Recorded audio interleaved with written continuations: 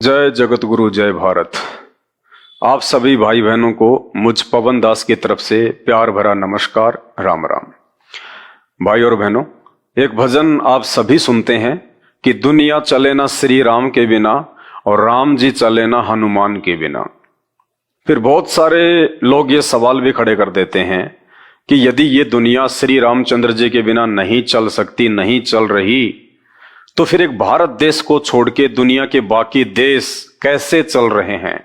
America, Japan, England, Nigeria, Cambodia, Thailand, Britain, दुनिया भर के देश, और भारत देश से कहीं ज्यादा उनकी आर्थिक जो स्थिति है वो सुदृढ़ है। भारत देश से कहीं ज्यादा वो शिक्षा में आगे हैं। भारत देश से कहीं ज्यादा वो टेक्नोलॉजी में आगे हैं। ऐसा क्यों? ऐसा सिर्फ इसलिए क्योंकि ये दुनिया अभी उस वास्तविक श्री राम से अपरिचित है। हम केवल एक ही राम को जानते हैं, दशरथ पुत्र श्री राम, दशरथ पुत्र श्री राम। त्रेता में कौशल्या के गर्भ से जन्मे श्री राम नहीं, ये वो श्री राम नहीं है जिस श्री राम के बलबूते पे ये पूरी दुनिया चल रही है। ये सारे ब्रह्मांड चल रहे हैं, चांद तारे सितारे सब अपनी अपनी दूरी पर घूम रहे हैं। वो श्री राम कोई और है। कहते हैं राम राम सब जगत बखाने, आदि राम कोई बिरला जाने। राम राम तो सब जानते हैं, दशरथ पुत्र श्री राम, कौशल्या पुत्र श्री राम, त्रेता में जन्मे श्री राम नहीं, उस राम से पहले भी राम था। श्री रामचंद्र जी से पहले तो सतयुग था। सतयुग में भी लोग राम नाम का जाप करते थे, लोग राम की भक्ति करते थे। वो राम कौन है? राम राम सब जगत बखाने, आदि राम कोई बिरला जाने। उस आदि राम की शक्ति से, उस आदि राम के प्रभाव से ये सारी दुनिया चल रही है, ये सारे ब्रह्मांड चल रहे हैं। जिस दिन हमें उस आदि राम की पहचान हो जाएगी, उसके बाद ये श्री राम, दशरथ पुत्र श्री राम, त्रेता युग में जन्मे श्री राम, ये आपको बहुत छोटी सी शक्ति दिखाई देंगे, बहुत छोटी सी, ऊंट के मुंह में जीरे के समान। और वैसे तुलसीदास जी ने तो अपनी चौपाई में बहुत अच्छे से समझा ही रखा है दशरथ पुत्र श्री राम के विषय में कि ये कहां तक की पावर है, कहां तक की ये शक्ति है, कहां तक ये हमारे काम आ सकते हैं। लेकिन हम हिंदुओं की सबसे बड़ी कमजोरी, हम अपने धर्मशास्त्रों से अपरिचित हैं। हमने इन धर्मशास्त्रों को पढ़ने का ठेका केवल एक ब्राह्मण वर्ग को दे दिया कि तुम पढ़ो और हमें समझाओ। और बदकिस्मती से उस ब्राह्मण वर्ग को, जिसको धर्मगुरु कहते हैं, जिसको गुरुजी कहते हैं, उन धर्मगुरुओं को ये शास्त्र समझ में नहीं आए। संस्कृत भाषा तो उनको बहुत अच्छे से आती थी, लेकिन मात्र एक संस्कृत भाषा को जान लेने से धर्म के मर्म को नहीं समझा जा सकता, शास्त्रों में लिखे उन गूढ़ संकेतों को नहीं समझा जा सकता, शास्त्रों में लिखी उन रहस्यमयी बातों को केवल तत्वदर्शी संत को अपना गुरु धारण करने के बाद ही समझा जा सकता है। तो हमारे देश में जितने भी ऋषि मुनि, साधु संत, महात्मा और वर्तमान के धर्म गुरु, जगत गुरु, ये सभी तत्व ज्ञान से अपरिचित हैं, क्योंकि अभी तक इन लोगों को सृष्टि रचना का ज्ञान नहीं है।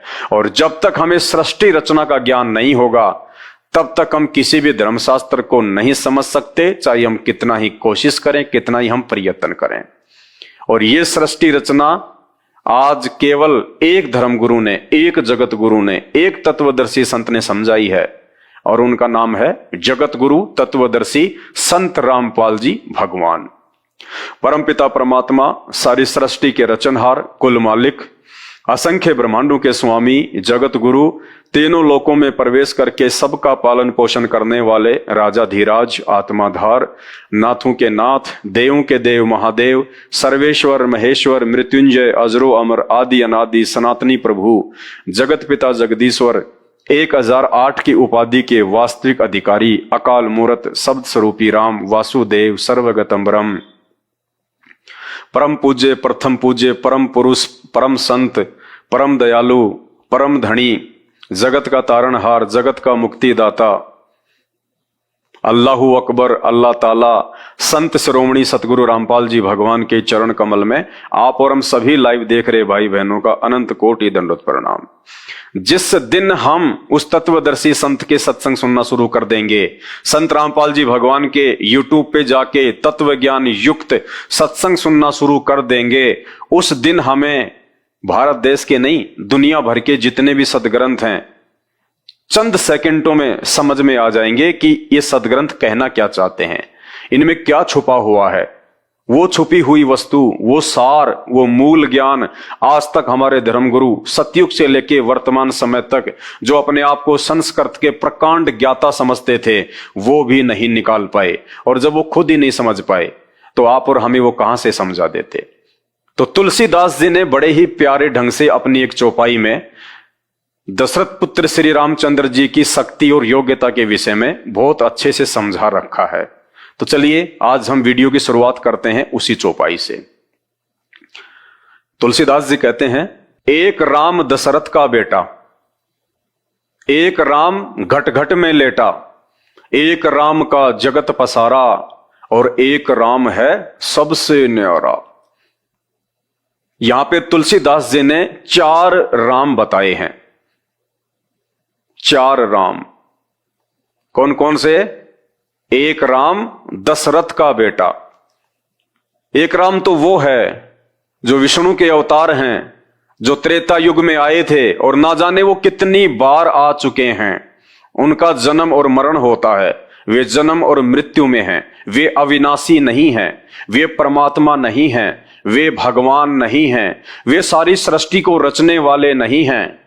ये आप और हमारी तरह एक जीव हैं, एक व्यक्ति हैं, एक इंसान है जो आज विष्णु की पोस्ट पे बैठे हुए हैं। और जब इनके पुण्य नष्ट होंगे, ये विष्णु की पोस्ट से उनके पिता शैतान के द्वारा उतार दिए जाएंगे और फिर ये अपना कर्म भोगने के लिए वापस इसी पृथ्वी लोक पे आएंगे। आप और हमारी तरह आम व्यक्ति भी बनेंगे, भिखारी भी बनेंगे, ये गरीब भी बनेंगे, राजा और सेठ भी बनेंगे और फिर 84 लाख योनियों में भी जाएंगे। तो कहते हैं एक राम दशरथ का बेटा, जिसे अनजाने में लोग समझते हैं कि यही राम है, यही परमात्मा है, यही भगवान है। नहीं, ये तो तुलसीदास जी की चौपाई के पहले राम है, सबसे छोटे राम है। एक राम दशरथ का बेटा, एक राम घट घट में लेटा, एक राम जो सबके घट में है, जो सबके शरीर में है। क्या है वो राम? वो है हमारी आत्मा, हमारे प्राण। राम का मतलब क्या होता है? राम का मतलब होता है शक्ति। ये शक्ति का सूचक है, राम यानी शक्ति। जबकि दशरथ पुत्र श्री रामचंद्र जी के तो सिर्फ शरीर का नाम राम था, शक्ति का नाम राम नहीं था। केवल उनकी बॉडी का नाम था राम।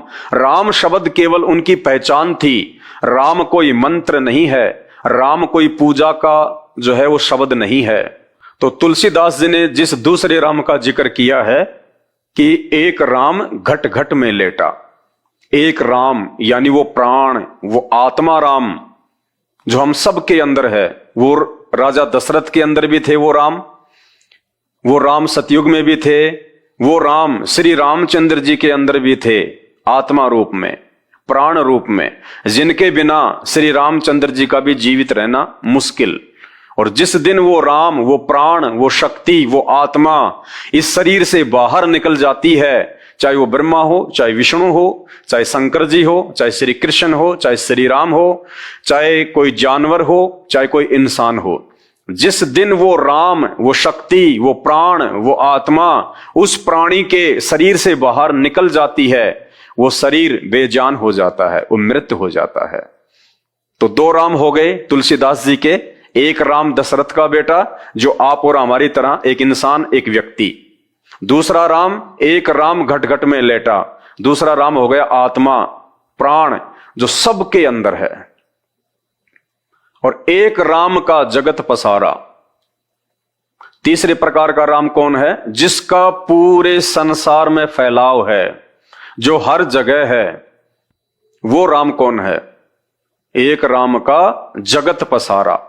वो राम है शैतान, काल, ब्रह्मा विष्णु महेश का पिता, दुर्गा का पति, मुसलमान भाई जिसको अपना अल्लाह कहते हैं, हिंदू जिसे अपना भगवान कहते हैं, वो भगवान जो दिखाई नहीं देता, निराकार, वो है शैतान, काल। वो सबके सामने नहीं आता, वो आप और हमारी तरह शरीर में है, आकार में है, साकार है, एक मनुष्य के जैसा है, लेकिन वो सामने नहीं आता, वो अव्यक्त रहता है, वो गुप्त रहता है। कारण उसको एक भयंकर श्राप लगा हुआ है। वो श्राप क्या है, क्यों उसको श्राप लगा, क्या उसने भयंकर गलती की जिस कारण से आज वो सबके सामने नहीं आता है, उसको शर्म आती है। उसके लिए आपको YouTube पे जाके सर्च करना पड़ेगा, सृष्टि रचना संत रामपाल जी भगवान। जब तक आप ये सृष्टि रचना नहीं सुनेंगे संत रामपाल जी के मुख से, तब तक आप किसी भी धर्म को, किसी भी भगवान को, किसी भी शास्त्र को नहीं समझ पाएंगे। क्योंकि सृष्टि रचना सभी धर्मों को, सभी शास्त्रों को, सभी भगवानों को समझने का मूल मंत्र है। जिसको सृष्टि रचना समझ में आ गई कि ये शैतान कौन है, ये दुर्गा कौन है, ब्रह्मा विष्णु महेश कौन है, 33 करोड़ देवी देवता कौन है, दानव क्या है, मानव क्या है, चांद तारे सूरज ग्रह उपग्रह ब्रह्मांड पिंड खंड, ये 84 लाख प्रकार की योनियां, ये सब क्या हैं, क्यों बनाई गई, क्या आवश्यकता पड़ी थी, ये 84 लाख प्रकार की योनियां क्यों बनी, क्यों बनाई गई, ये सारा का सारा विवरण आपको सृष्टि रचना में सुनने को मिलेगा। और उसके बाद आपको दर बदर इन सभी देवी देवताओं की, इन भगवानों की, ब्रह्मा विष्णु महेश की और उनके अवतार श्री राम और श्री कृष्ण की, इन सब की औकात का, इनकी शक्ति का, इनके सामर्थ्य का चुटकियों में पता चल जाएगा कि वास्तव में असली राम कौन है, असली श्री राम कौन है और असली आदि राम कौन है।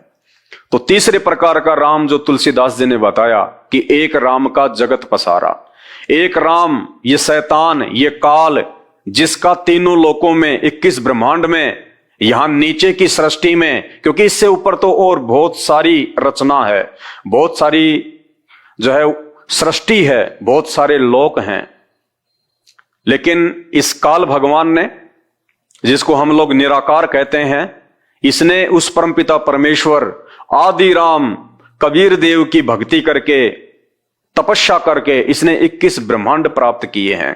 तो ये केवल 21 ब्रह्मांड का राम है। तो ये है वो राम जिसको हम निराकार कहते हैं, जिसको तुलसीदास जी ने तीसरे प्रकार का राम कहा है कि एक राम का जगत पसारा। उस राम की शक्ति, उस शैतान की शक्ति, उस काल की शक्ति 21 ब्रह्मांड में सबके ऊपर है। उससे ऊपर ना श्री राम है, ना श्री कृष्ण है, ना ये ब्रह्मा विष्णु महेश है, क्योंकि ब्रह्मा विष्णु महेश तो उसके पुत्र हैं, और ना उस राम से ऊपर, उस निराकार, उस अव्यक्त, उस शैतान रूपी राम से ऊपर ना ही ये दुर्गा है, क्योंकि दुर्गा उसकी पत्नी है। दुर्गा उसके अधीन होकर सारे काम करती है। उसी राम रूपी शैतान की कुप्रेरणा से नारद ने विष्णु भगवान को श्राप दिया। उस श्राप भोगने के लिए वो त्रेता युग में रामचंद्र रूप में आए। उसी राम रूपी शैतान के कुप्रेरणा के कारण कैकेयी ने राजा दशरथ से एक वरदान मांगा था, और समय आने पर रामचंद्र जी को 14 वर्ष का वनवास हुआ। उसी राम रूपी शैतान की कुप्रेरणा से फिर रावण ने सीता का अपहरण किया, और उसी राम रूपी शैतान की कुप्रेरणा से फिर रामचंद्र जी ने वानर सेना के साथ में लंका पे चढ़ाई की, और 18 करोड़ लोग सीता जी को वापस अयोध्या लाने के लिए मरवा दिए गए। और उसी राम रूपी शैतान की कुप्रेरणा से उस धोबी ने सीता जी के विषय में, रामचंद्र जी के विषय में कुशब्द कहे, और उसी राम रूपी शैतान की कुप्रेरणा से दशरथ पुत्र श्री राम ने अपनी पत्नी सीता को, जो गर्भवती थी, उसको अयोध्या से जंगल में निकाल दिया। और उसी राम रूपी शैतान की कुप्रेरणा से सीता धरती में समाई और श्री रामचंद्र जी ने सरयू नदी में समाधि लेके अर्थात दर्दनाक मौत को स्वीकार किया। वो राम, वो तीसरे नंबर का राम। एक राम दशरथ का बेटा, एक राम घटघट में लेटा, एक राम का जगत पसारा, और एक राम है सबसे न्यारा।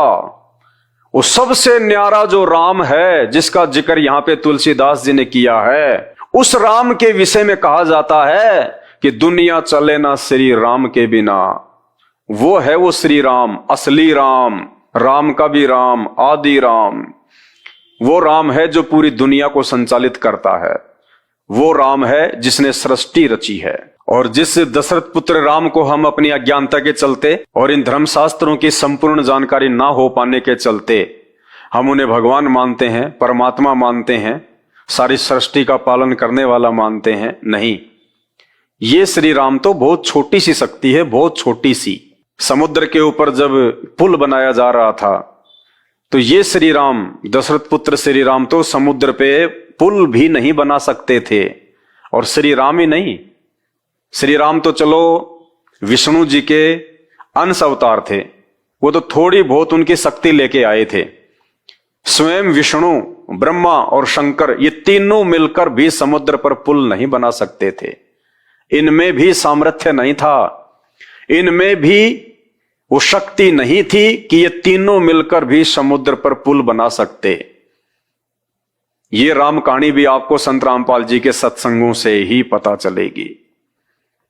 श्री रामचंद्र जी अगर समुद्र पर पुल बनाने में सक्षम होते तो श्री रामचंद्र जी 3 दिनों तक घुटनों पानी में खड़े होके समुद्र के आगे हाथ जोड़ के ये प्रार्थना नहीं करते कि समुद्र देव मुझे रास्ता दो, समुद्र देव मुझे रास्ता दो। 3 दिन तक उनको पानी में खड़ा होके हाथ जोड़ने की आवश्यकता नहीं थी। अरे आप कहते हो तो भगवान हैं, ये तो राम है, ये तो देवों के देव हैं, इन्होंने तो पूरी सृष्टि रची है।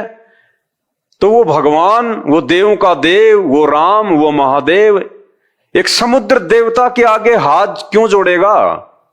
एक छोटे से देवता के आगे हाथ क्यों जोड़ेगा कि मुझे रास्ता दो, मुझे रास्ता दो?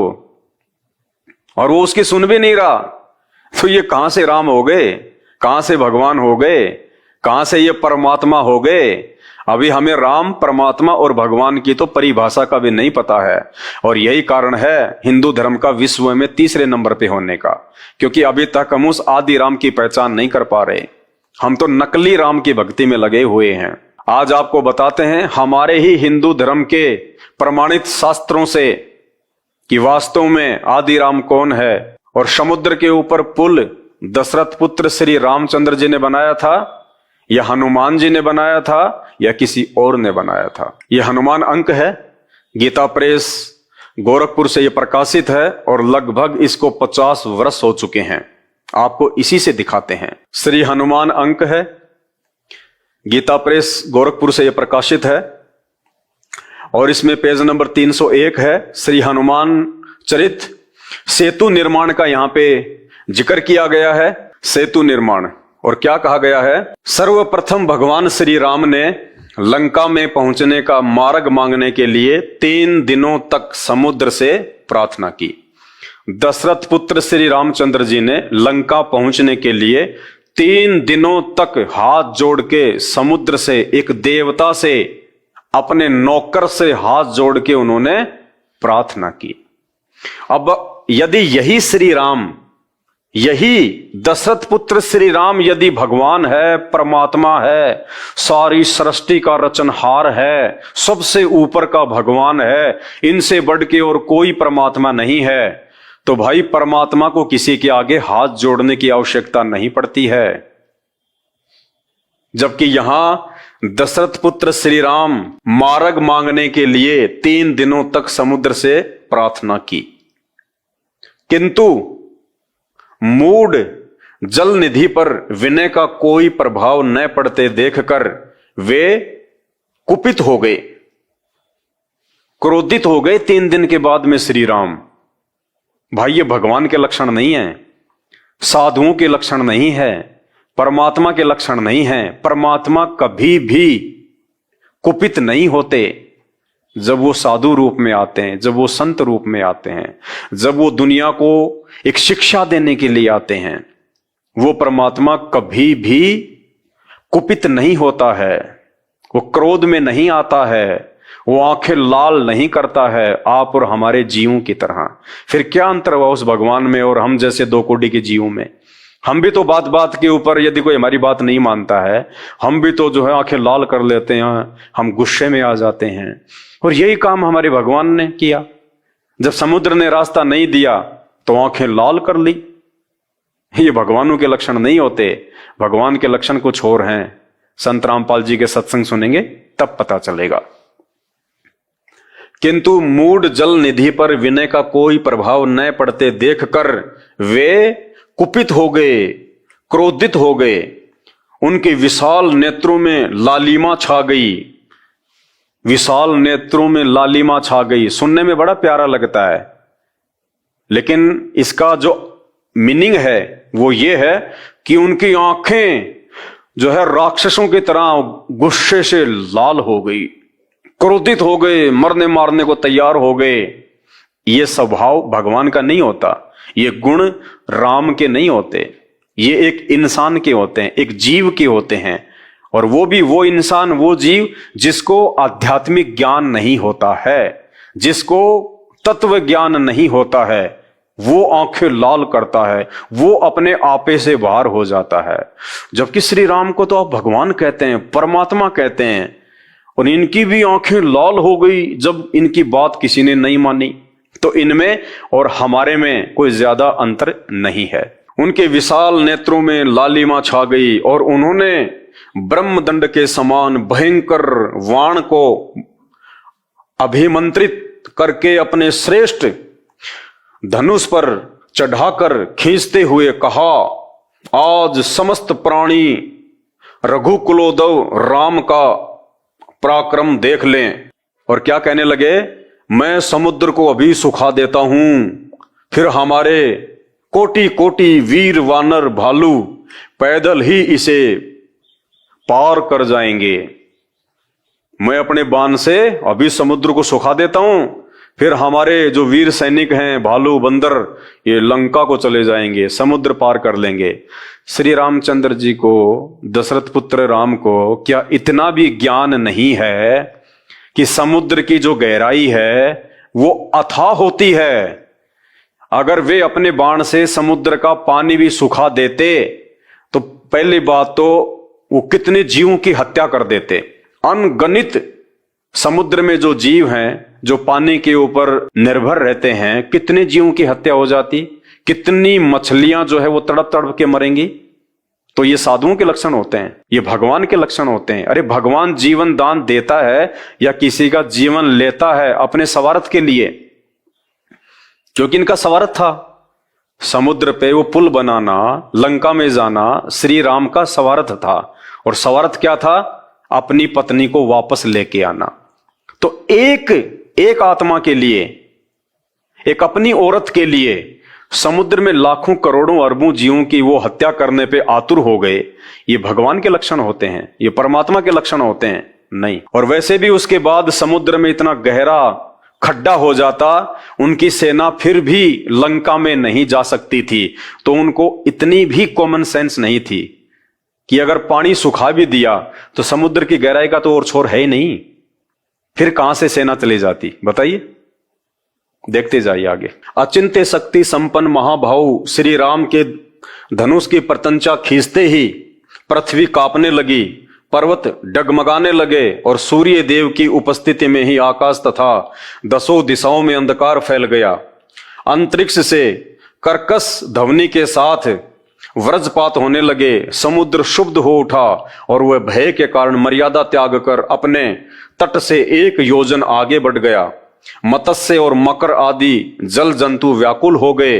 तब जम्बू नद नामक सुवर्ण निर्मित आभूषण धारण किए स्त्रीग्ध वैदुमरियमणि के समान दिव्य श्याम रूपधारी समुद्र हाथों में अपने ही अंतःस्थल में स्थित दिव्य रत्नों का उपहार लिए सीतापति श्री राम के सन्मुख उपस्थित हुआ। सागर ने अपरिसीमित शक्ति संपन्न प्रभु के चरणों में। अब देखिए श्री रामचंद्र जी को क्या कहा जा रहा है, सागर ने अपरिसीमित शक्ति संपन्न, अपरिसीमित शक्ति संपन्न यानी जिसकी शक्ति का कोई वारन पार ही नहीं है, जिसके बराबर शक्ति किसी और में हो ही नहीं सकती। बताइए, झूठी बड़ाई कर रहा है ये सागर डर के मारे। अगर इतने ही बड़े शक्तिशाली थे तो 3 दिन तक हाथ जोड़ के क्यों खड़े थे?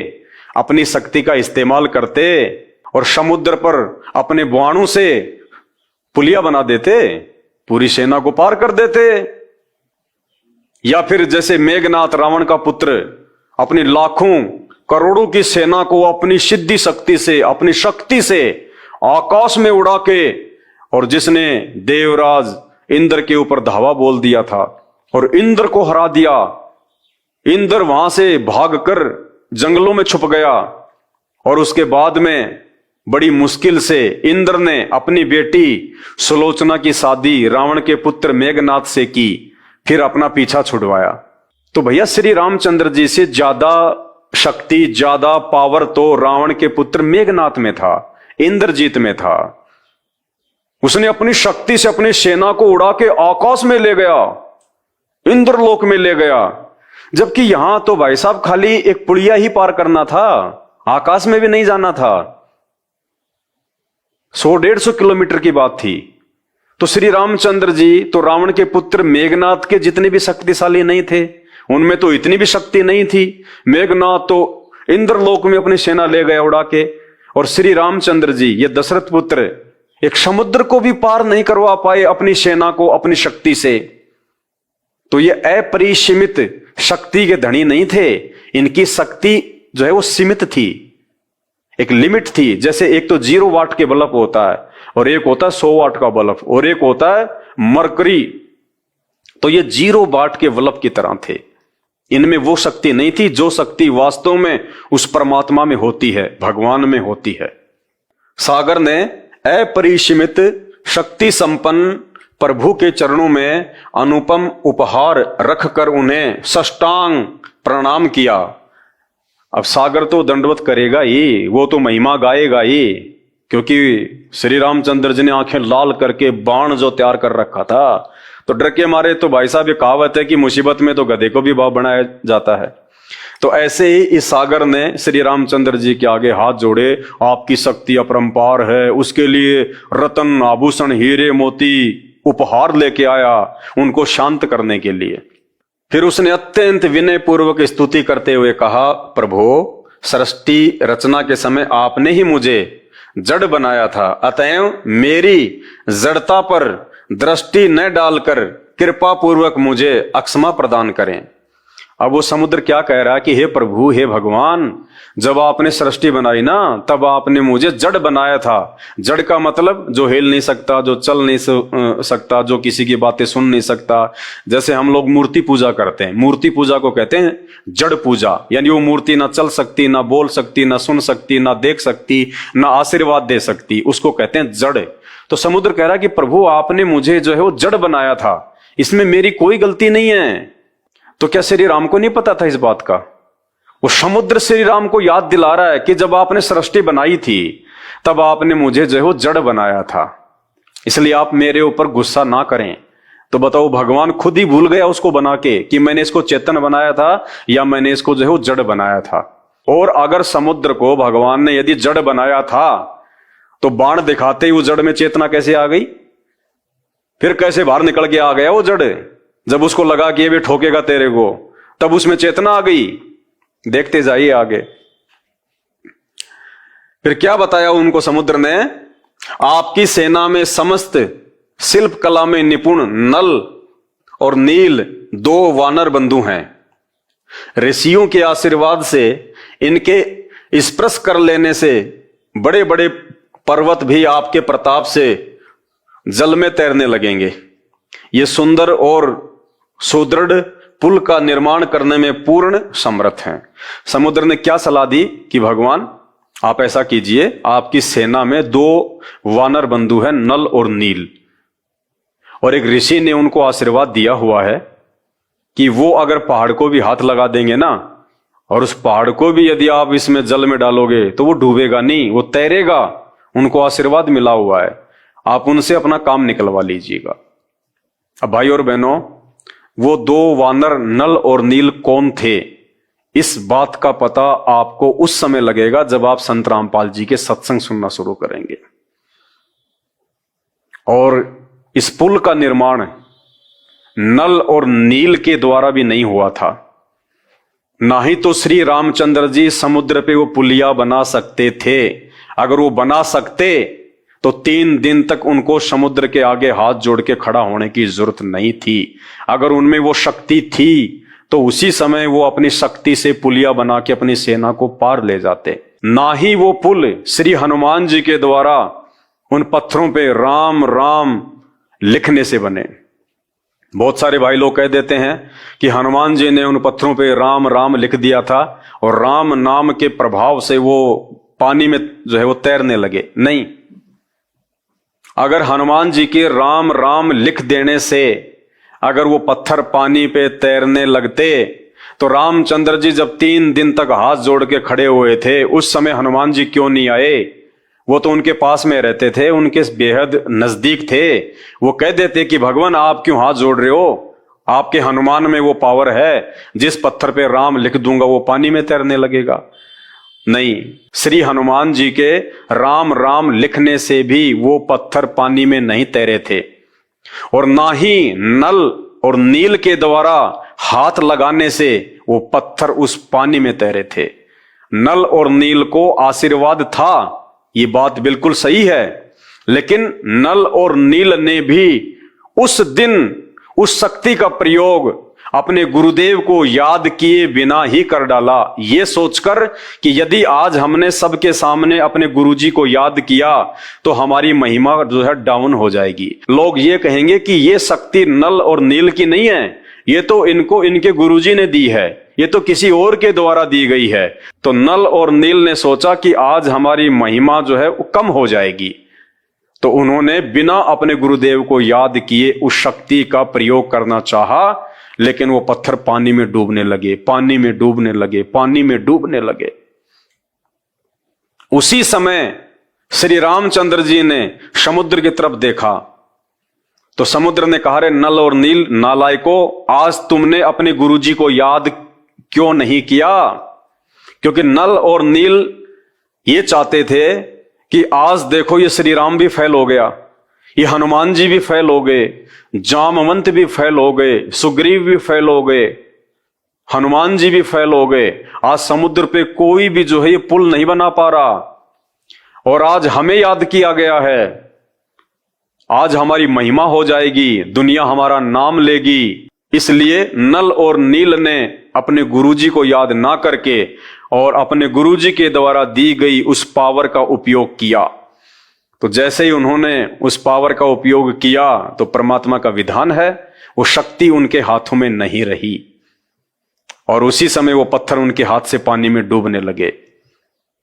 तब श्री राम ने उस समुद्र की तरफ देखा कि भाई तू तो कह रहा था कि इनके हाथों में ऋषि महात्माओं के द्वारा दी गई शक्ति है। तब उस जल देवता ने कहा था, समुद्र देव ने कहा था कि नल और नील नालायको, आज तुमने अपने गुरुजी को याद नहीं किया। उसी समय लोगों ने देखा कि उधर से एक महात्मा जी आ रहे हैं। वो महात्मा कौन थे? वो मुनिंद्र ऋषि थे। मुनिंद्र ऋषि कौन थे? मुनिंद्र ऋषि त्रेता युग में वो कबीर परमात्मा, वो आदि राम, सारी सृष्टि का रचनहार, वेद जिसकी महिमा गाते हैं, वो आदि राम, वो कबीर परमेश्वर त्रेता युग में मुनिंद्र ऋषि के नाम से धरती पे आए हुए थे, प्रकट थे। नल और नील ने उन्हीं को अपना गुरु धारण कर रखा था, और उसी मुनिंद्र ऋषि से नल और नील को वो शक्ति प्राप्त थी। वो शक्ति उस ऋषि ने, परमात्मा ने नल और नील को क्यों प्रदान की, इसके पीछे एक छोटी सी कहानी है। ये सत्यता आपको केवल संत रामपाल जी के सत्संग से पता चलेगी। इसलिए छोटा सा ये सत्संग है नल और नील का, आप सुनिए परमपिता परमेश्वर सतगुरु रामपाल जी भगवान के मुख कमल से। उसके बाद में आगे आपको बताएंगे कि श्री रामचंद्र जी के करोड़ों जन्म हो चुके हैं। इसी पुस्तक में करोड़ों जन्म, हनुमान जी करोड़ों जन्म ले चुके हैं। ये जन्म और मरण में है, ये पूर्ण शक्ति नहीं है। पहले ये सत्संग सुनिए, फिर आपको आगे वीडियो में बताएंगे। परमात्मा कहते हैं, चलने से पहले सोच रे भाई, तुम कहां करोगे विश्राम। कोई भी प्राणी घर छोड़ने से पहले किसी दूर देश में जाता है तो पहले ही वो आइडिया लगा लेता है कि किसी धर्मशाला में रुकूंगा, या कोई रिश्तेदार या मित्र प्यारे का कोई एड्रेस, उसका पता नोट करता है, वहां रात काटूंगा। परमात्मा कहते तुम संसार छोड़कर जाते हो, कभी चिंता ही नहीं करते कि आगे हमारा कहाँ विश्राम होगा। इससे बड़ी नालायकी और क्या होगी, इससे बड़ी भूल आपकी क्या होगी। तो पुण्यात्माओं, सत्संग में ये ज्ञान होता है, आत्म ज्ञान होता है और परमात्म ज्ञान होता है। अभी तक हमें केवल अज्ञान सुनाया गया था ऋषि मंडलेश्वरों के द्वारा। ये अध्यात्म ज्ञान से परिचित नहीं थे, ये तत्व ज्ञानहीन अर्थात ज्ञान नेत्रहीन अंधे थे। ये केवल कहते थे आत्म चिंतन करो, आत्म ज्ञान हो जाता है तो जीव का कल्याण हो जाता है। आत्म चिंतन का अर्थ है, आत्म ज्ञान का अर्थ है अपने विषय में जानकारी, तू कौन है, कहां से आया था और इस जन्म मृत्यु के चक्कर में तू कैसे फंसा हुआ है। ये तो है आत्मज्ञान। और परमात्म ज्ञान भी, कौन है परमात्मा, कैसा है भगवान, कहाँ रहता है, उसकी क्या पहचान है, उसका प्रमाण कहाँ है जो हम भगवान बताने जा रहे हैं कि ये है परमात्मा, ये है कंप्लीट गॉड, पूर्ण परमात्मा। तो वो कहाँ प्रमाणित है, और फिर उसका पता जब लग जाता है तो वो परमात्म ज्ञान है।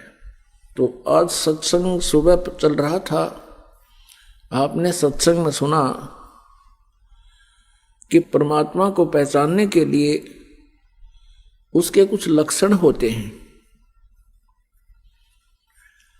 आपको बताया गया कि श्री कृष्ण जी अर्थात विष्णु जी श्री राम और श्री कृष्ण रूप में अवतरित हुए थे, जन्म लिया था, और उन्होंने जो लीलाएं की उन्हीं के आधार से हमने उनको भगवान मान लिया। अब परमात्मा के ये लक्षण नहीं होते जिन सीमित लक्षणों से हमने प्रभु संज्ञा में उनको ले रखा था। जैसे श्री रामचंद्र जी ने कौन सा अद्वितीय काम किया जो हम सुना करते थे कि समुद्र के ऊपर पुल बना दिया था। जब लंका पर चढ़ाई करनी थी सीता जी को छुड़वाने के लिए और 33 करोड़ देवताओं की बंद छुड़वाने के लिए, जो काल इसने रावण ने बंद कर रखे थे अपनी कैद में 33 करोड़ देवता। अब वो पुल कैसे बना था? श्री रामचंद्र जी से पुल नहीं बना था, तभी तो वो समुद्र में खड़े होकर के समुद्र से ही याचना कर रहे थे कि मुझे रास्ता दे दो, और 3 दिन तक घुटनों पानी में खड़ा होकर श्री रामचंद्र जी ने समुद्र से याचना की, लेकिन वो नहीं माना। तब उसको जलाने के लिए अग्निबाण छोड़ना चाहा। तब समुद्र विपर रूप धारण करके बाहर आया और कहा श्री रामचंद्र जी से कि आप मुझे मत जलाओ, इसमें बहुत बड़ा संसार बसा हुआ है। आपकी जो समस्या है उसका समाधान नल और नील के पास है। नल नील नाम के 2 सेवादार सैनिक थे उसमें, श्री राम की सेना में। अब वो नल और नील के पास बताया कि उनके हाथों से पत्थर भी तैर जाते हैं, डूबते नहीं। अब यहां थोड़ा सा संक्षिप्त विवरण देना पड़ेगा कि नल और नील को ये शक्ति कहां से प्राप्त हुई थी। नल और नील ये दोनों आपस में मुसेरे भाई थे, यानी मौसी के बेटे थे। इनकी माताएं बहन थी। इन दोनों के ऊपर एक बहुत बड़ा भयंकर कष्ट था, 3 ताप का। सभी ऋषि महर्षियों से इन्होंने याचनाएं की थी और देसी वैद्य जितने भी वैद्य थे आयुर्वेदिक, उनसे भी उन्होंने ट्रीटमेंट कराया, कोई राहत नहीं मिली। फिर ऋषि महर्षियों और झाड़ फूक करने वालों से सब जगह उन्होंने अपना इलाज करवाया, कोई राहत नहीं मिली। अब ऋषि महर्षियों ने, संतों ने ये बता दिया कि तुम्हारे ये प्रारब्ध में लिखा हुआ, तुम्हारे भाग्य में लिखा हुआ है, इसको कोई नहीं मिटा सकता। नल और नील तुम्हें आजीवन भोगना पड़ेगा। वो महादुखी थे। जिस व्यक्ति को ये पता लग जाए कि तेरा रोग लाइलाज है, असाध्य हो चुका है, तो उसकी स्थिति वो स्वयं ही जान सकता है। फिर भी आत्मा के अंदर एक विशेष कसक होती है, उसको परमात्मा का दिया हुआ एक विशेष ज्ञान होता है उसको, आत्मा को, कि परमात्मा हमारे सब दुखों को दूर कर सकता है। इसलिए इसको इतना जवाब मिलने के बाद भी ये प्रयत्नशील रहती है। इसी उद्देश्य से नल और नील कबीर परमेश्वर जी के सत्संग में चले गए। उस समय त्रेता युग में परमेश्वर कबीर देव जी मुनिंदर नाम से आए हुए थे। मुनिंदर ऋषि नाम से प्रकट थे, सहस्री रहते हैं परमात्मा। और मुनिंदर ऋषि जी की उन्होंने कहीं कई जगह से महिमा सुनी थी कि बड़े महापुरुष हैं, उनके आशीर्वाद से भयंकर से भयंकर रोग समाप्त हो जाते हैं, भाग्य बदल देते हैं वो प्रभु। नल नील को विश्वास नहीं रहा था कि ऐसे ऐसे मंडलेश्वरों के पास हम जा चुके हैं, ऐसे ऐसे सिद्धों के पास जा चुके हैं, हमें कोई राहत मिली नहीं। फिर भी इत्फाक परमात्मा की रजा होती है। उनको सहज में कबीर परमेश्वर जी का ये सत्संग सुनने का अवसर मिला। ज्यों ही परमेश्वर के चरणों में उन्होंने नमस्कार किया, परमेश्वर ने आशीर्वाद दिया, दोनों के वो रोग ठीक हो गए, कति स्वस्थ हो गए। बड़े अचंभित हुए, चरणों में पड़ के रोने लगे, हे परमात्मा आप कहाँ छुपे थे। सारी कहानी बताई कि हमारे को सब ने ये जवाब दे दिया था कि अब तुम्हारा कहीं इलाज नहीं है। हे परमेश्वर आपने बहुत दया करी हम दुखी दिनों पर। तब परमेश्वर ने कहा बेटा ये तो एक कष्ट दूर हुआ है, आपके भाग्य में तो बहुत कष्ट हैं, असंख्य जन्मों से तुम जन्म और मर रहे हो। उसका परमानेंट ट्रीटमेंट ये है कि आप उपदेश लो हमारे से, अन्यथा और इससे भयंकर आपत्ति भी आप पर आ सकती है। अब नल नील ने कहा भगवान हम आपके शिष्य, आप हमारे गुरु, हमें उपदेश दे दीजिए। परमेश्वर ने उपदेश दे दिया और कहा बेटा सत्संग में आते हैं साधु संत भक्त, कोई रोगी बीमार, क्योंकि कबीर परमेश्वर के पास भी दुखी प्राणी ज्यादा आते थे, कोई लंगड़े लूले, कोई अंधे गूंगे, कोई वृद्ध बीमार, तो कहते थे भगवान के भाई इनकी सेवा किया करो, परमात्मा की आत्माएं हैं।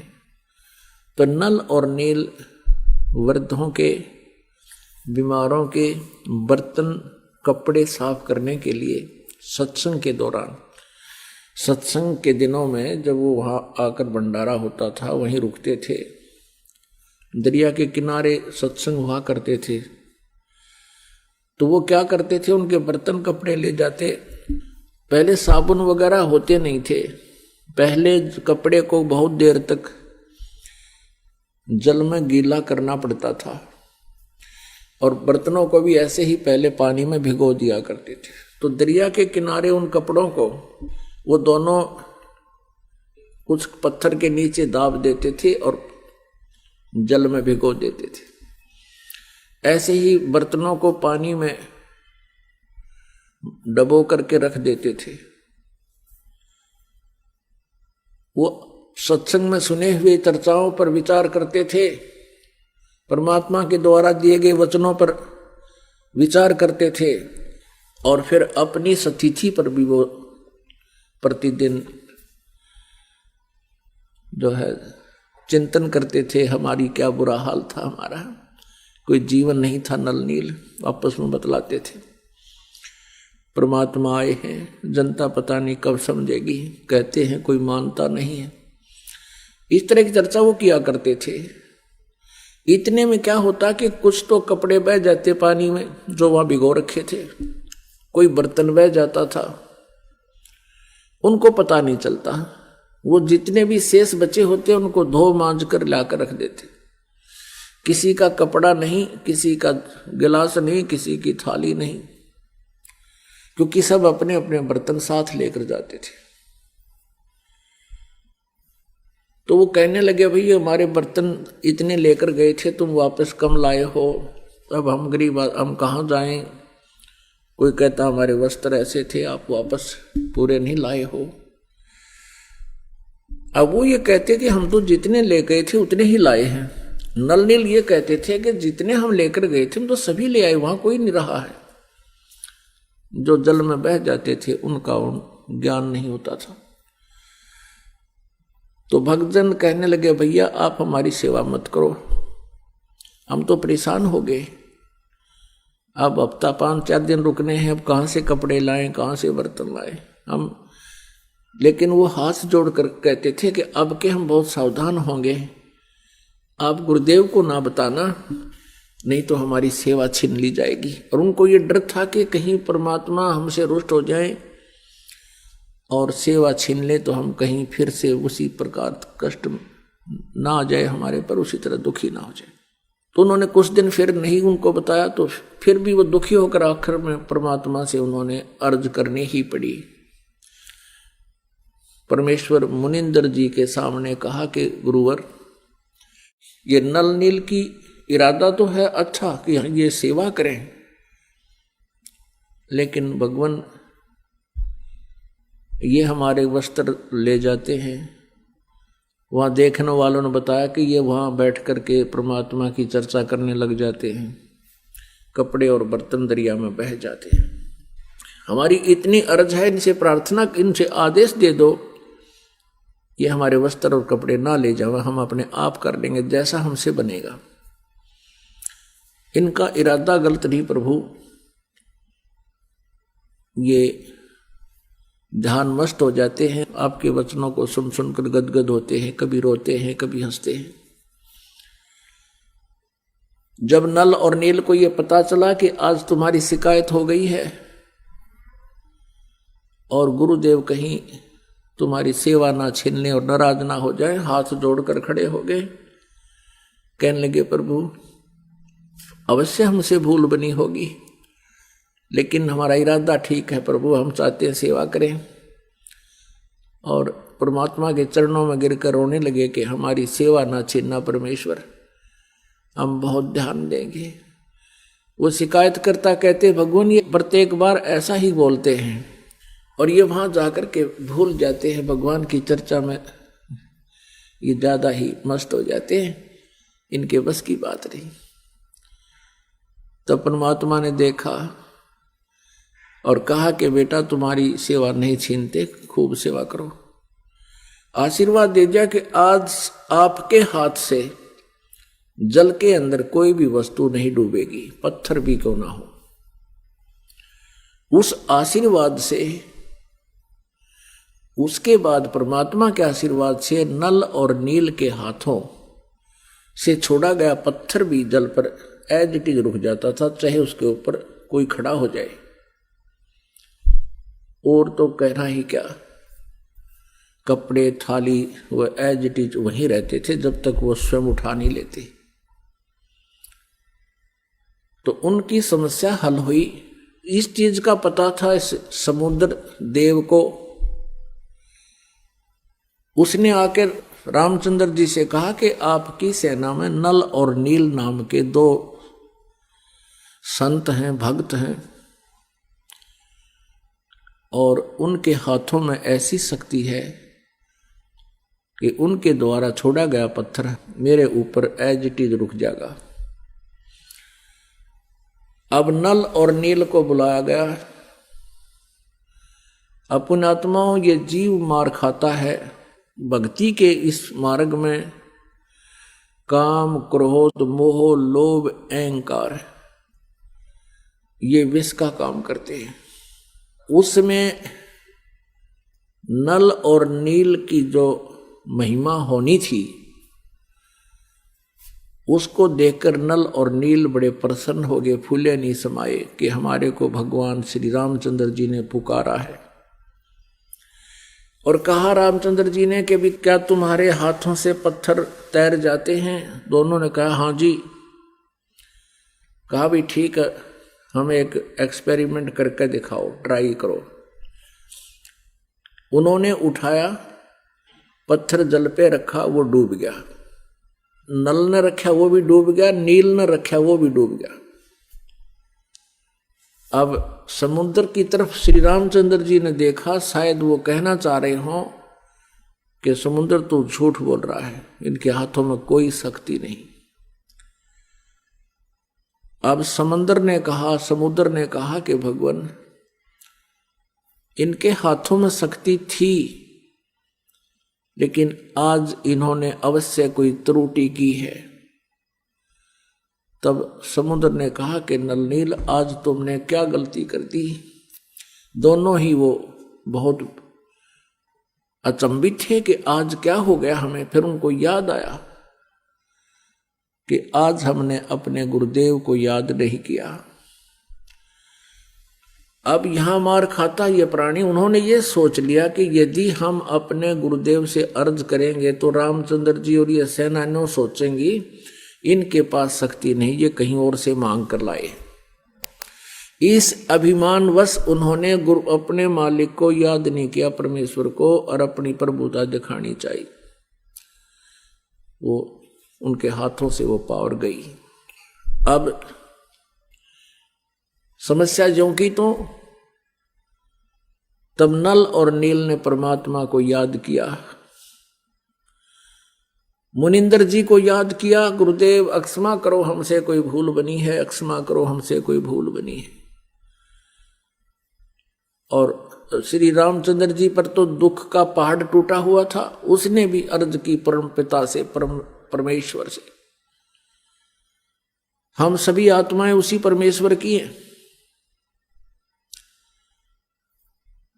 और पुण्यात्माओं कहते हैं, जहां जन की महिमा सुनो तहां मैं गवन करंत, तो मुझे पुकारते हैं। पिछले संस्कारी कोई हंस होते हैं, उनके लिए भी कहते हैं, मैं तुरंत वहां पहुंच जाता हूं। मुनिंद्र रूप में परमेश्वर कबीर जी सामने आते हुए नजर आए। नल और नील का ध्यान उधर गया जिधर परमात्मा रहे थे, दृष्टि गई उधर, देखा कि गुरुदेव आगे, गुरुदेव आगे, वो आगे महाराज, वो आगे महाराज। सभी ने देखा एकटक सामने एक महापुरुष ऋषि आ रहे हैं। नल और नील ने दंडवत प्रणाम किया। श्री रामचंद्र जी ने भी चरण लिए। श्री रामचंद्र जी ने कहा कि भगवान, आज आपके शिष्यों से ये पत्थर नहीं तैरे, जल के ऊपर पत्थर नहीं तैरे। परमेश्वर ने कहा कि आज के बाद इनके हाथों से ये तैरेंगे भी नहीं, क्योंकि इनके अंदर अभिमान आ गया, ये भूल गए भगवान को। ये स्वयंभू बनना चाहते थे, आज के बाद इनके हाथों में कोई पावर नहीं रहेगी। अब परमात्मा याद दिलाते हैं कि जैसे माता गर्भ को रखे यतन बनाए, ठेस लगे तो क्षीण होवे तेरी ऐसे भक्ति नसाए। जैसे माता, गर्भवती माता पेट में बालक होता है, वो बहुत चिंतित रहती है। रात्रि के समय करवट लेते समय भी वो उधड़क जाती है कि कहीं मेरे बच्चे पर जोर तो नहीं आ गया, मेरा गर्भ नष्ट तो नहीं हो जाएगा। चलती है तब भी ऊंचे नीचे पर पैर रखकर बहुत ध्यान से चलती है, कहीं मेरा बच्चा, मेरा गर्भ ना खराब हो जाए। तो ऐसी सावधानी करने से माता अपने गर्भ को प्रफुल्लित करके एक लाल प्राप्त कर लेती है, बेटी या बेटा। तो यहां परमात्मा कहते हैं जैसे माता गर्भ को राखे यतन बनाए और ठेस लगे तो छिन्न होवे तेरी, ऐसे भक्ति जावे। तो इस प्रकार आप जी ने अपनी भक्ति को बचा के रखना है।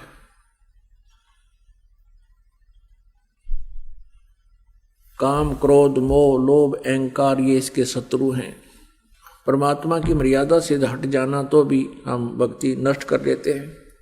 परमेश्वर कबीर जी से श्री रामचंद्र जी ने कहा कि भगवान ऐसे ऐसे कहानी सारी अपनी जो ना कहानी सुनाई कि मैं रामचंद्र हूं, दशरथ पुत्र, और मुझे वनवास प्राप्त है। उस वनवास के कष्ट में एक और कष्ट हमें आ गया कि रावण, लंकापति रावण ने मेरी पत्नी उठा ली, उसको कैद कर रखा है। उसको हम छुड़वाने के लिए बहुत प्रयत्न कर चुके हैं। हमने बहुत शांति दूत भेजकर भी प्रार्थना की है, पर वो मानता नहीं। और हमने सेना लेकर जाना है, ये पुल बनाना था इस समुद्र के ऊपर। प्रभु आप अपने शिष्यों को शक्ति दे सकते हो, मुझ पर भी कृपा करो, मेरा ये कार्य सिद्ध हो। तब परमेश्वर कबीर जी ने कहा कि मैं अभी इस पहाड़ के चारों तरफ, मुझे पता था तेरी आपत्ति का, इस पहाड़ के चारों तरफ अपनी सोटी से, एक पहाड़ था वहां से कम 4-5 किलोमीटर की दूरी पर, इस पहाड़ के चारों तरफ मैंने रेखा खींच दी है अपनी सोटी से, डंडे से। इसके बीच बीच के पत्थर मैंने हल्के कर दिए हैं, फ्लोटिंग बना दिए, इनको आशीर्वाद दे दिए। और इस पहाड़ से जितना तुम बना सकते हो पुल बना लो। एक्सपेरिमेंट के लिए हनुमान जी को भेजा, वहां लाया, वहां से पहाड़ पत्थर उठा के उसको पटक दिया, वहां पर वो कई टुकड़े हो गया। उनको उठा करके फिर नल और नील में एक और कारीगरी थी, एक विशेषता थी, वो शिल्पकार भी थे। नल और नील ने उनको छोल कूट पीट के एक दूसरे में फंसाया था और वहां रखे गए, तब वो पत्थर तैरे थे, तब वो पुल बना था। अब हम सुना करते थे जैसे हनुमान जी क्या करते थे। हनुमान जी पत्थर वहां से, क्योंकि 4-5 किलोमीटर से उठा के लाना था और पुल के ऊपर भी आगे चल चल के डालना था, लंबाई बहुत बढ़ती चली गई थी। हनुमान जी क्या करते थे, पत्थर पर राम लिख लेते थे, राम,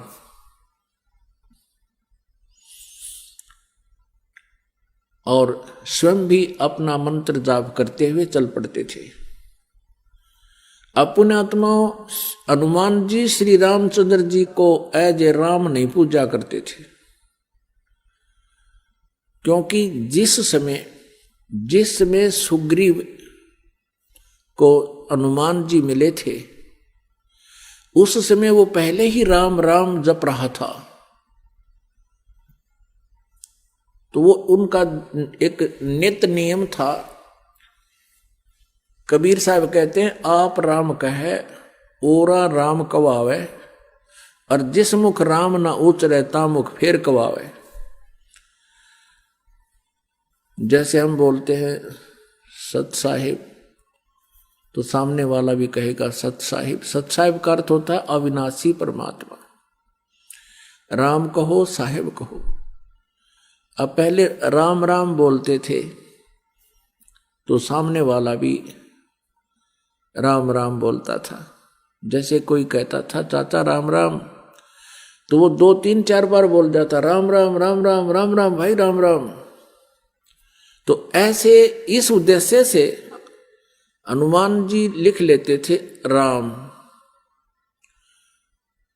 और जो भी वो मंत्र जाप करते थे सामने वाला भी कोई पढ़ता वो भी समझ जाता कि राम शब्द लिखा है, राम का अर्थ है राम राम। यानी अपने मंत्र को जाप करते रहो, भगवान को याद रखो, वो लिखने का उद्देश्य ये था। और कोई यूं कहे कि हनुमान ने श्री राम नाम लिख दिया इसलिए पत्थर तिर गए, हनुमान जी वही थे, श्री राम वही थे। अब पहले हम क्या सुना करते थे कि श्री रामचंद्र जी ने पुल बना दिया समुद्र पर। कभी हम सुनते थे कि नल नील ने पुल बना दिया। नल नील को एक ऐसी शक्ति थी, उनके हाथों से पत्थर तैर जाया करते। फिर हनुमान जी ने राम नाम लिख दिया इसलिए पत्थर तैर गए। कोई सिर पैर नहीं था इन बातों का, ये लोक वेद था। यदि नल नील के हाथों में पावर थी और उससे तैर गए थे तो हनुमान जी ने राम नाम लिखने की क्या जरूरत पड़गी।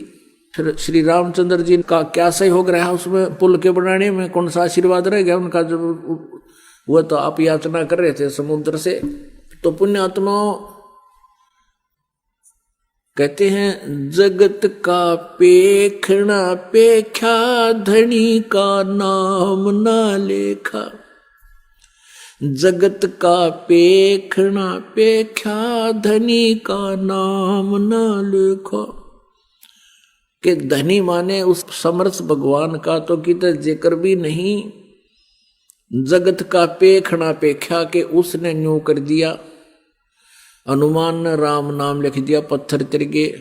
नल नील के हाथ में शक्ति थी, पत्थर तिर गए। रामचंद्र जी ने पत्थर तिरा दिए। कहते हैं जगत का पेखना पेख्या, एक दूसरे को तुम कह रहे उसने ऐसे कर दिया, और जिसने ये किया उसका जिक्र भी नहीं। धनी का कि नाम ना लेखा।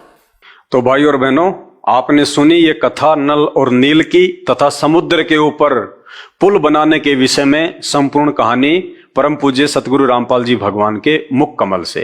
अब आपको अच्छे से सब कुछ समझ में आ गया होगा कि वो ऋषि कौन थे, वो साधु कौन थे जो नल और नील के गुरु थे, और जिन्होंने श्री रामचंद्र जी की प्रार्थना पर समुद्र पर वो पुल बनाया था। ये हकीकत है, और ये हकीकत आपको उस समय और अच्छे से समझ में आएगी जब आप YouTube पे जाके सर्च करेंगे सृष्टि रचना संत रामपाल जी भगवान। अब देखिए आगे, अब जैसे ही समुद्र के ऊपर वो पुल बनना शुरू हो गया तो श्री रामचंद्र जी ने दौरा किया। देखिए ये वही हनुमान अंक है, श्री हनुमान चरित्र, और पेज नंबर है इसका 303। विशाल समुद्र पर 100 योजन लंबा और 10 योजन चौड़ा सुविस्तृत सेतु निर्मित हो जाने पर लीला विहारी भगत वत्सल प्रभु श्री राम ने चकित होकर वानरों से पूछा, अरे ये पत्थर पानी पर कैसे तैरने लगे। देखिए पुल का काम जब पूरा हो गया और श्री रामचंद्र जी जो अपनी स्त्री वियोग में व्याकुल थे, एकांत में वो बैठे रहते थे मायूस उदास, और जब मुनिंदर ऋषि जी के आशीर्वाद से पूरी सेना ने मिलकर समुद्र पे इतना लंबा चौड़ा पुलिया बना दिया, उसके बाद में लोगों ने रामचंद्र जी से कहा कि भगवान पुल बनके तैयार है, आइए। तो श्री रामचंद्र जी आश्चर्यचकित होकर, क्या पुल तैयार हो गया, वो देखने के लिए गए। और वो क्या बोले, भगत वत्सल प्रभु श्री राम ने चकित होकर वानरों से पूछा, अरे ये पत्थर पानी पर कैसे तैरने लगे। श्री रामचंद्र जी आश्चर्यचकित होकर पूछ रहे हैं, क्या पुल बन गया, कैसे बना। और जाके देखा तो बड़े बड़े पत्थर, बड़े बड़े वो शिलाखंड पानी पर तैर रहे हैं। तो श्री रामचंद्र जी कह रहे आश्चर्यचकित होकर, ये लिखा हुआ है, 50 वर्षों से लिखी हुई है पुस्तक, हनुमान अंक, गीता प्रेस गोरखपुर से। और आपको पता है कि गीता प्रेस गोरखपुर केवल जो प्रमाणित बातें होती हैं उन्हीं को छापता है। तो आश्चर्यचकित होकर श्री राम ने पूछा, अरे ये पत्थर पानी पर कैसे तैरने लगे। अगर श्री रामचंद्र जी ने ही अपने आशीर्वाद से या अपनी पावर से अगर समुद्र पर पुल बनाया होता, या श्री रामचंद्र जी की शक्ति से यदि वो पत्थर पानी पे तैर रहे होते, तो श्री रामचंद्र जी को ये आश्चर्यचकित होने की क्या आवश्यकता थी? उन्हें तो मालूम ही था। लेकिन नहीं, अभी आपने जो राम कहानी सुनी, वास्तविक परमपिता परमेश्वर सतगुरु रामपाल जी भगवान के मुख कमल से हकीकत वो है। तो श्री रामचंद्र जी को जैसे लोगों ने बताया और वे गए, देखते हुए आश्चर्यचकित हो गए। अरे ये पत्थर पानी पर कैसे तैरने लगे?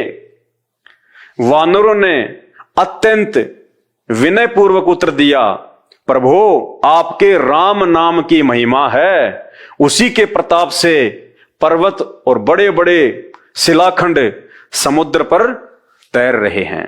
वो वानर जिनको पता ही नहीं था, जिस समय वो चर्चा हो रही थी मुनिंद्र ऋषि के साथ में, क्योंकि आम सेना को थोड़ी ना कोई उनके पास में आने देगा, वहां तो मुखिया थे, मैन। वानरों ने अत्यंत विनय पूर्वक उत्तर दिया, प्रभु आपके राम नाम की महिमा है, उसी के प्रताप से ये पर्वत और बड़े बड़े शिलाखंड समुद्र पर तैर रहे हैं।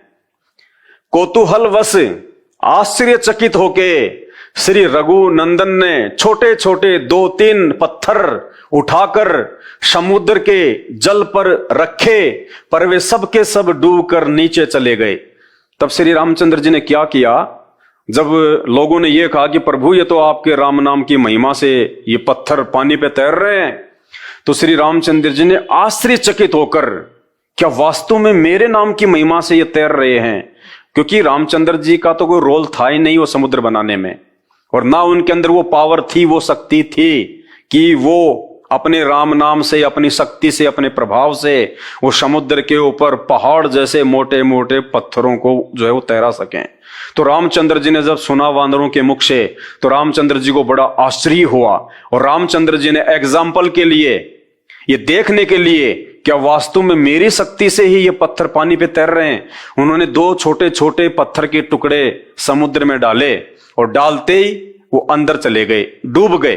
कौतूहलवश श्री रघुनंदन ने छोटे छोटे 2-3 पत्थर उठाकर समुद्र के जल पर रखे, पर वे सब के सब डूबकर नीचे चले गए। तब प्रभु ने कहा, यह कैसे संभव है? मैं स्वयं इन पत्थरों को अपने हाथों से छोड़ रहा हूं, किंतु ये पानी पर तैरने के बजाय डूबते जा रहे हैं। रामचंद्र जी खुद चक्कर में पड़ गए कि भाई मैं तो खुद अपने हाथ से छोटे छोटे पत्थर पानी में डाल रहा हूं और वो भी डूब रहे हैं, ये बड़े बड़े पत्थर कैसे तैर रहे हैं? लेकिन वो तैर कैसे रहे थे, ये तो आपने संत रामपाल जी के मुख कमल से अभी सुना। ये देखकर भालू वानर एक दूसरे का मुंह देखने लगे। अब वो बंदर और भालू भी आश्चर्य में पड़ गए कि यार ये छोटे छोटे पत्थर श्री रामचंद्र जी हमारी आंखों के सामने पानी में डाल रहे हैं और पानी के अंदर जा रहे हैं, फिर ये बड़े बड़े पत्थर कैसे तैरने लगे? वानर भालू एक दूसरे का मुंह देखने लगे, किंतु उसी समय परम प्रभु श्री राम नहीं है। परम प्रभु वो थे जिन्होंने वहां मुनिंद्र ऋषि के रूप में आके उनको आशीर्वाद दिया था समुद्र पे वो पुल बनाने का। वो है वो परम प्रभु आदि राम। उसी समय परम प्रभु श्री राम के अनन्य भगत पवन कुमार ने हाथ जोड़कर उत्तर दिया। अब श्री रामचंद्र जी ने सबके सामने राम की इज्जत रखी। उनको झूठ बोलना पड़ा हनुमान जी को कि श्री रामचंद्र जी की इज्जत सबके सामने बनी रहे। क्या कहा हनुमान जी ने? स्वामी आप जिसे अपने कर कमलों से छोड़ देंगे वह तो सहज ही डूब जाएगा, आपके बिना प्राणी की गति कहां है। श्री राघवेंद्र मुस्कुरा उठे। तो भाइयों और बहनों, ये राम कहानी है समुद्र के ऊपर वास्तव में पुल बनने की। वास्तव में वो पुल श्री रामचंद्र जी ने नहीं बल्कि उस आदि राम ने, जो मुनिंद्र ऋषि के रूप में त्रेता युग में आए हुए थे, जिन्होंने नल और नील को शक्ति प्रदान की थी, लेकिन उन्होंने जिस समय शक्ति का वो प्रदर्शन करना चाहा उनको अभिमान हो गया था, उनको अहंकार हो गया था, और उन्होंने अपने गुरुदेव भगवान को याद किए बिना अपनी शक्ति का वहां पे वो प्रदर्शन शुरू कर दिया, जिस कारण से परमात्मा के विधान अनुसार वो शक्ति उनके हाथों में नहीं रही।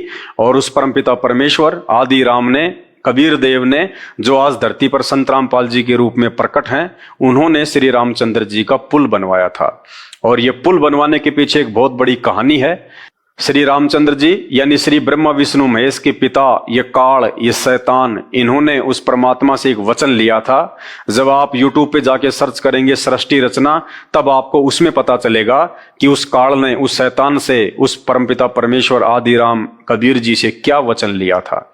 एक वचन लिया था कि जब मेरा पुत्र विष्णु त्रेता युग में राम रूप में जाएगा और उसकी पत्नी को रावण उठा के ले जाएगा, उस समय अपनी पत्नी को वापस लाने के लिए समुद्र पे वो पुल बनाना चाहेगा, लेकिन पुल नहीं बनेगा।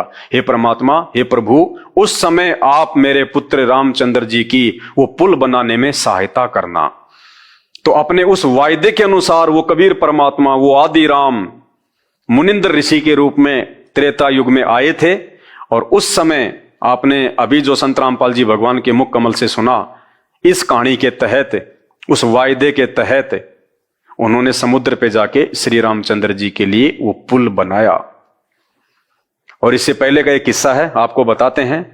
वो परमात्मा हनुमान जी को पहले भी मिले थे, क्योंकि हनुमान जी को अहंकार हो गया था कि श्री रामचंद्र जी का सबसे बड़ा मैं सेवक हूं और जो काम श्री रामचंद्र जी का मैं कर दूंगा वो कोई नहीं कर पाएगा। कब? जब सीता जी की खोज करने का समय आया तो श्री हनुमान जी लंका चले गए, माता सीता का वो एड्रेस निकाल के लाए। वापस आते समय उनको प्यास लगी तो एक ऋषि के आश्रम में वो नीचे उतरे और उनके हाथ में जो वो मुद्रिका थी, जो सीता जी ने उनको अंगूठी दी थी, उनको भय था कि अंगूठी कहीं मेरे से जो है गुम ना हो जाए। अगर अंगूठी कहीं गुम हो गई तो श्री रामचंद्र जी मेरे ऊपर यकीन नहीं करेंगे कि वास्तव में सीता जी लंका में ही है। तो देखिए, आपको इसी पुस्तक से दिखाते हैं। ये वही पुस्तक है, श्री हनुमान अंक रघुपति प्रिय भगत वात जातम नमामि। इसका पेज नंबर है ये 292 हनुमान अंक का। और इसमें क्या लिखा हुआ है? श्री आनंद जी ने यानी हनुमान जी ने मात्र प्रदत्त यानी माता जी के द्वारा दी गई अंगूठी, चूड़ामणि और मुद्रिका अत्यंत आदर पूर्वक ले ली और माता के परम पावन चरणों में प्रणाम कर लौट पड़े। हनुमान जी उछलकर समुद्र तटवर्ती गिरी शिखर पर चढ़ गए। पर्वत उनका वेग सहन न कर सका, चूर्ण हो गया। उसी समय लोक पिता माने यानी ब्रह्मा जी ने श्री हनुमान जी के द्वारा लंका दह के विस्तृत विवरण से पूर्ण एक पत्र श्री राम को देने के लिए हनुमान जी को दिया। श्री राम दूत चतुरानन का पत्र एवं माता जानकी की चूड़ामणि और मुद्रिका लेकर समुद्र के ऊपर वेग पूर्वक उड़ते हुए चले। वे भयानक सिंहनाद करते हुए जा रहे थे। उत्तर दिशा में समुद्र के पार जाने पर वे नीचे उतरे। वहां उन्होंने भजन करते हुए एक मुनि को देखा। ये मुनि कौन था? ये वही मुनि था, मुनिंद्र ऋषि। परमात्मा दूसरा रूप बना के वहां पे एक तपस्वी के रूप में, एक महात्मा के रूप में, एक मुनि के रूप में वहां पे वो जो है विराजमान हो गए, जिन्होंने समुद्र पे श्री रामचंद्र जी का पुल बनवाने के लिए अपनी शक्ति से उन पत्थरों को हल्का किया था। वही परमात्मा एक मुनि के रूप में वहां पे आश्रम में विराजमान हो गए। हनुमान जी ने उन विरक्त मुनि से कहा, मुनिवर, मैं भगवान श्री राम के आदेश अनुसार उनकी प्राण प्रिया जनक दुलारी का पता लगाकर समुद्र पार से आ रहा हूं। मैं तृष्णा विक्के से व्याकुल हूं, यानी मुझे प्यास लग रही है, कृपया कोई जलाशय बताइए। तपस्वी मुनि ने जप करते हुए अपनी तर्जनी अंगुली से जलाशय की ओर संकेत कर दिया। जब हनुमान जी तपस्वी मुनि को अपनी लंका यात्रा का विवरण सुना रहे थे, तब अपनी उपलब्धियों की स्मृति से उनके हृदय में बड़प्पन की भावना स्फुरण हो गई। यानी उनको अहंकार हो रहा था उस समय कि जो काम मैंने कर दिया श्री राम के लिए, माता जानकी का एड्रेस निकालकर, वो काम और कोई नहीं कर सकता था। यानी उस मुनि को, उस परमात्मा को, वो तो अंतर्यामी थे, उन्हें पता चल गया कि हनुमान जी के अंदर अहंकार उत्पन्न हो गया है। और भगत में यदि अहंकार उत्पन्न हो जाता है तो वो भक्ति और भगवान की कृपा से कोसों दूर हो जाता है। और जो वास्तव में कोई भगत होता है तो परमात्मा फिर किसी न किसी तरीके से कोई ना कोई कारण बनाकर उस भगत के अहंकार को नष्ट भी करता है। तो वो ही यहां किया उस परमात्मा ने।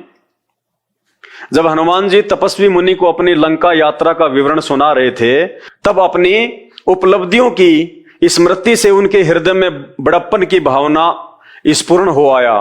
भगवान ठहरे भगत गर्वापहारी। कौन से भगवान? वो मुनि जो भक्तों के अहंकार को तोड़ता है। यहां पे शब्द निकला है भगवान ठहरे भगत गर्वापहारी। वहां पे रामचंद्र जी नहीं बैठे थे, वहां पे वो मुनि थे, वो मुनिंद्र ऋषि थे, वो कबीर परमात्मा थे वो। और वो अहंकार को देख नहीं सकता।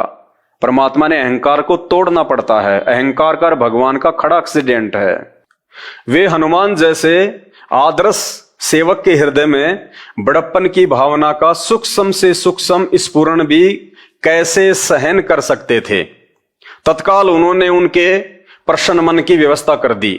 यानी ऋषि मुनिंद्र जी ने, जो स्वयं ही कबीर परमात्मा थे, उन्होंने हनुमान जी के अहंकार को तोड़ने की तुरंत ही व्यवस्था कर डाली। क्या व्यवस्था कर दी? श्री पवन पुत्र चूड़ामणि अंगूठी और विधाता प्रदत्त पत्र जप करते हुए मुनि के समीप रखकर तृष्णा शांत करने के लिए जलाशय की ओर चले गए। उसी समय मुनि के समीप उछलता कूदता एक बंदर आया। उसने उस मुद्रिका को उठाकर साधु के समीप रखे हुए कमंडल में डाल दिया और फिर वहां से चला गया। जल ग्रहण कर हनुमान जी लौटे। उन्होंने चूड़ामणि और पत्र के साथ मुद्रिका ना देखकर मुनि से पूछा, मुनिनाथ वह मुद्रिका क्या हुई? हनुमान जी ने देखा ना तो वो पत्र है, ना वो मुद्रिका है, ना वो चूड़ामणि है। तो हनुमान जी ने कहा कि हे महाराज, वो चूड़ामणि कहां है, वो मुद्रिका कहां है? मुनि ने कमंडल की ओर संकेत किया। हनुमान जी ने कमंडल में हाथ डाला तो एक ही साथ उसी आकार प्रकार एवं रूप रंग की श्री राम नाम लिखित सत सत मुद्रिकाएं यानी वो अंगूठियां निकल आई। अब हनुमान जी ने जाके वो कमंडल में, वो मटके में हाथ डाला। हनुमान जी ने सोचा बस वो ही होगी जो मेरे वाली है। अब जैसे हाथ डाला तो हनुमान जी की मुट्ठी भर गई। इतनी मुद्रिकाएं सेम टू सेम वो की वो जो हनुमान जी लंका से लेके आए थे, श्री राम नाम लिखी हुई। सैकड़ों वो मुद्रिकाएं हनुमान जी की अंगूठी में आ गई। श्री पवन पुत्र ने पुनः कमंडल में हाथ डाला, फिर वैसी सैकड़ों मुद्रिकाएं निकल आ गई। फिर हनुमान जी ने दूसरा हाथ डाला तो सैकड़ों मुद्रिकाएं वो अंगूठियां और आ गई, वैसी की वैसी। पर कमंडल की अंगूठियां समाप्त नहीं हो रही थी। अनगणित अंगूठियां समाप्ति नहीं हो रही थी। उनकी लाई हुई अंगूठी कौन सी थी? महावीर अंजनावर्धन समझ न सके। हनुमान जी भी समझ नहीं सका कि मेरी वाली कौन सी है और जो बाकी हैं वो कौन सी है। सब एक जैसी, same to same, to copy. उनके आश्चर्य की सीमा ना रही। चकित श्री पवन नंदन ने मुनि से पूछा, मुनिराज इतनी मुद्रिकाएं कहां से आई और इनमें मेरे द्वारा लाई गई मुद्रिका कौन सी है? वयोवृद्ध मुनि ने उत्तर दिया, यानी परमेश्वर ने जवाब दिया, प्रत्येक अवतार में श्री सीता हरण के उपरांत जब जब राघवेंद्र सरकार ने यानी श्री रामचंद्र जी ने पवन कुमार को यानी हनुमान जी को उनका पता लगाने के लिए भेजा है, तब तब हनुमान ने लंका में सीता से मिलकर यहां अंगूठियां रखी हैं और बंदरों ने उनको उठाकर इस कमंडल में डाल दिया। इनमें तुम अपनी अंगूठी पहचान कर ले लो। परमात्मा ने क्या कहा जो मुनि रूप में थे कि जब जब विष्णु का श्री रामचंद्र रूप में अवतार हुआ है और उनकी पत्नी को रावण ने उठाया है, तब तब एक हनुमान हर बार सीता का एड्रेस निकालने के लिए जाता है, वापस यहीं आता है और यहीं ऐसे वो पानी पीता है और ये मुद्रिका यहां पे रख देता है और ये बंदर उठा के इस मटके में डाल देता है। अब भैया तेरी वाली कौन सी है, तू तेरी उठा और ले ले। तो हनुमान जी चक्कर में पड़ गए कि महाराज ये तो सब सेम टू सेम है, मालूम ही नहीं पड़ रहा। हनुमान जी का गर्वा यानी उनका अहंकार, वो घमंड नष्ट हो गया। जब हनुमान जी ने सुना ना कि तेरे जैसे तो कितने आलिए और कितने जाली हनुमान, तू पहली बार नहीं कर रहा ये काम, पता नहीं कितनी बार तो राम आलिए यहां पे और हर बार फिर एक हनुमान आता है। वो हनुमान ऐसे ही माता सीता का पता निकाल के आता है और वही वास्तव में, क्योंकि अपनी आंखों से देख लिया हनुमान जी ने, उस मटके में गिनती नहीं इतनी अंगूठियां पड़ी हैं। इसका मतलब आज से पहले ना जाने कितने हनुमान आ गए, तेरी क्या औकात है। तब हनुमान जी का अहंकार नष्ट हुआ। हनुमान जी का अहंकार नष्ट हो गया। आश्चर्यचकित हनुमान जी ने मुनि से पूछा, मुनिवर आज तक कितनी बार श्री राम ने अवतार ग्रहण किया। अब ये लीला देख के आंखों के सामने हनुमान जी ने कहा कि हे भगवान, हे मुनिवर, आज तक कितनी बार श्री रामचंद्र जी का जन्म हो चुका है, वो कितनी बार आ चुके हैं, उनके अवतार हो चुके हैं, इनमें तो अंगूठियों की कोई गिनती नहीं है। मुनि ने उत्तर दिया, कमंडल से मुद्रिकाएं निकाल कर गिन लो। भगवान ने कहा कि इस कमंडल से, इस मटके से ये मुद्रिका निकाल निकाल के भाई आप ही गिन लो कि यहां पे श्री रामचंद्र जी का कितनी बार जो है वो जन्म हो चुका है, कितनी बार उनके अवतार हो चुके हैं। हनुमान जी अंजलि भर भर कर अंगूठियां निकालने लगे, किंतु उनका अंत नहीं हुआ। हनुमान जी जैसे योद्धा, हनुमान जी जैसे वीर पुरुष मुट्ठी भर भर के निकालने लगे, लेकिन अंत नहीं हुआ। जैसे वो दुशासन जिसमें 1000 हाथियों जितना बल था और वो द्रौपदी की साड़ी खींच खींच के पसीने में पसीना हो गए, लेकिन द्रौपदी की साड़ी का अंत नहीं आया। उसी प्रकार हनुमान जी मुट्ठियों भर भर के निकालने लगे, लेकिन उस कमंडल में से उन मुद्रिकाओं का अंत ही नहीं हो रहा था। यानी इतने अवतार, इतने जन्म यहां पे श्री राम के, श्री कृष्ण जी के हो चुके हैं और हनुमान आ चुके हैं यहां पे इतने। हर बार एक नई आत्मा को ये शैतान हनुमान बना देता है। एक ही आत्मा हर बार हनुमान नहीं बनती, आत्माएं चेंज होती रहती हैं, शरीर वो ही रहता है। तब हनुमान जी का घमंड चकनाचूर हो गया कि तेरे जैसे महाबली तो ना जाने कितने होके जाली हैं। इससे ये भी साबित होता है कि वर्तमान में हम जिस हनुमान जी को पूज रहे हैं वो कौन सा हनुमान है। उनके जैसे तो लाखों करोड़ों होके जालिए, हम कौन से हनुमान को पूज रहे हैं। हनुमान जी अंजलि भर भर कर अंगूठियां निकालने लगे, किंतु उनका अंत नहीं हुआ। उन्होंने मुनि के चरणों में प्रणाम किया और फिर मन ही मन कहने लगे, भगवान श्री राम की लीला, गुण एवं शक्ति का अंत नहीं, उनके अवतारों की भी संज्ञा नहीं। यानी भगवान कितनी बार जन्म ले चुका, कितनी बार वो मर चुका, कहते हैं कोई अंत ही नहीं। मेरे पूर्व भी यानी मेरे से पहले भी प्रभु श्री राम की आज्ञा से सहस्त्रों हनुमान यानी हजारों हनुमान माता सीता का पता लगा चुके हैं, फिर मेरी क्या गणना। हनुमान जी कह रहे मेरी तो औकात ही क्या, मेरी तो गिनती क्या, जब मेरे से पहले हजारों लाखों हनुमान माता सीता का पता निकालने के लिए आ चुके हैं, जन्म ले चुके हैं।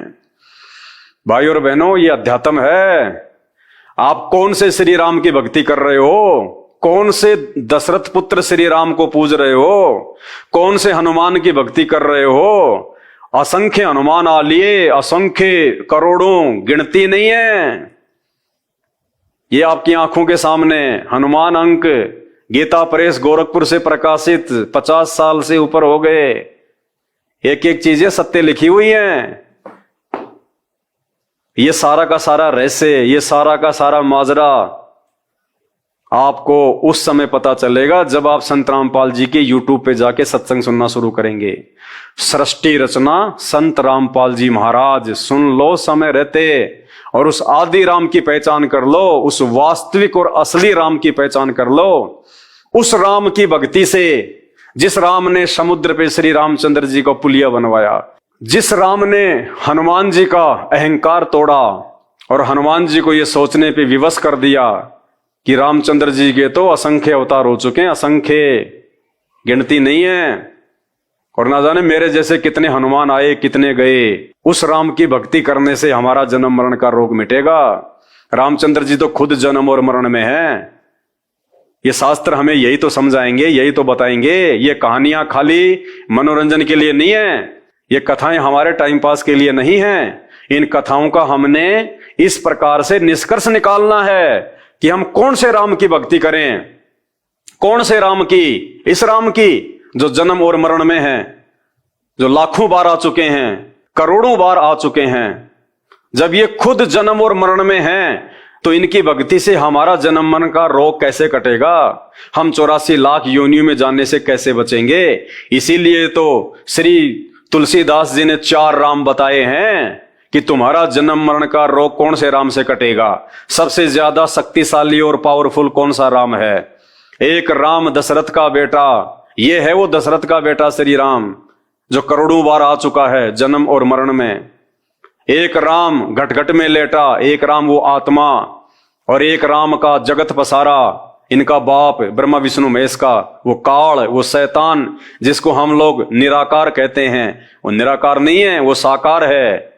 ये सारे कुकर्म इन देवी देवताओं से, इन अवतारों से वो तीसरे प्रकार का राम करवाता है, शैतान, काल।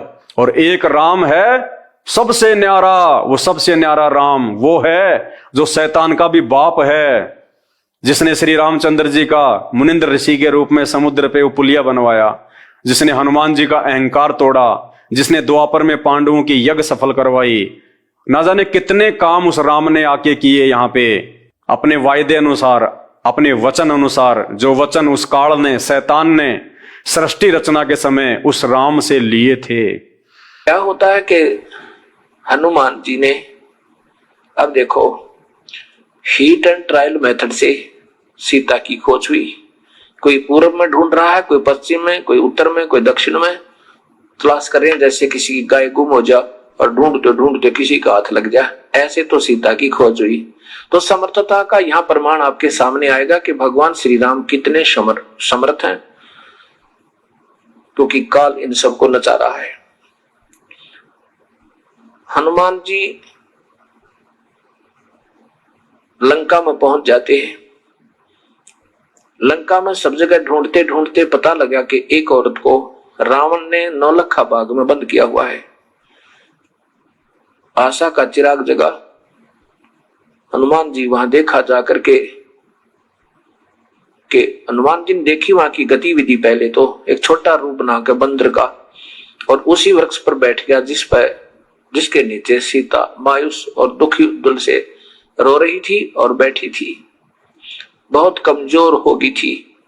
उसमें रावण आता है अपने सैनिकों को, अंगरक्षकों को लेकर, और कहता है कि तू मेरी बात स्वीकार कर ले, तो मेरी पत्नी बन जा, मैं तुझे माफ कर दूंगा, नहीं तेरी गर्दन काट के छोड़ूंगा, नहीं तड़पा तड़पा के मारूंगा तुझे।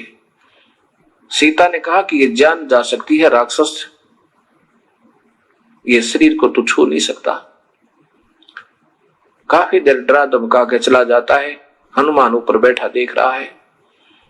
कुछ देर के बाद हनुमान जी ने, जो श्री राम ने अंगूठी दी थी कि सीता इस अंगूठी से तेरा परिचय सही मानेगी, नहीं तो विश्वास नहीं करेगी, जिस पर श्री रामचंद्र लिखा हुआ था, खुदा हुआ था। अब जो ही ऊपर से वो अंगूठी यानी छाप डाली, वह रिंग डाली सोने की, सीता ने देखा श्री रामचंद्र जी की अंगूठी को, तो रोज देखा करती थी, तुरंत पहचान ली। ऊपर देखा, ओहो ये तो बंदर बैठा है, और कहने लगी, रे बंदर, तूने एक जख्म और कर दिया मेरे हृदय में। पहले तो यह महादुखी थी, मेरा अपहरण हुआ, ऊपर से वनवास था, और मेरे पति की मृत्यु की खबर लेकर आ गया तू, वो खा लिया किसी जंगली जानवरों ने।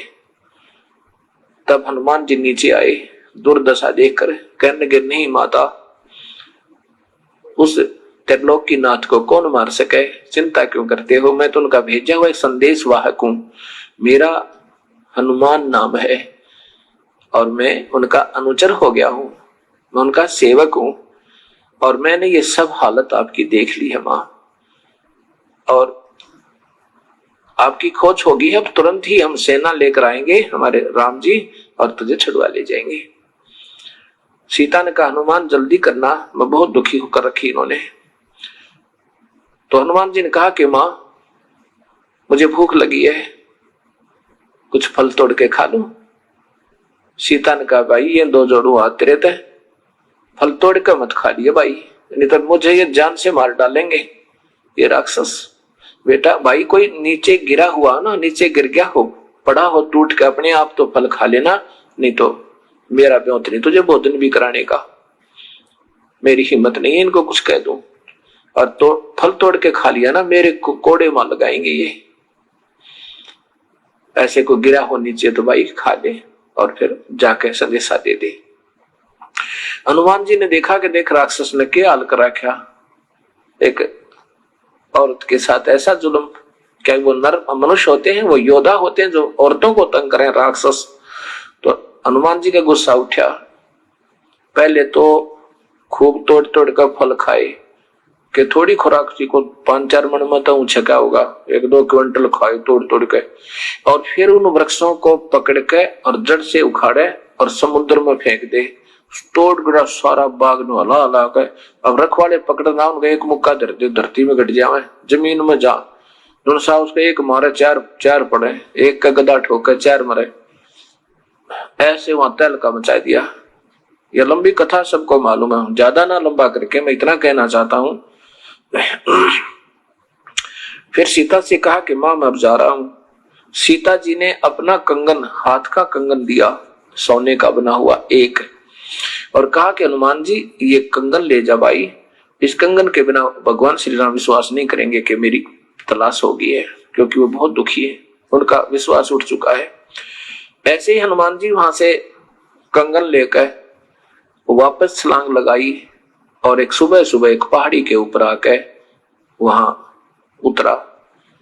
वहां देखा एक निर्मल सरोवर है पहाड़ के बीच में, वहां सोचा स्नान कर लूं, साथ में समुद्र है।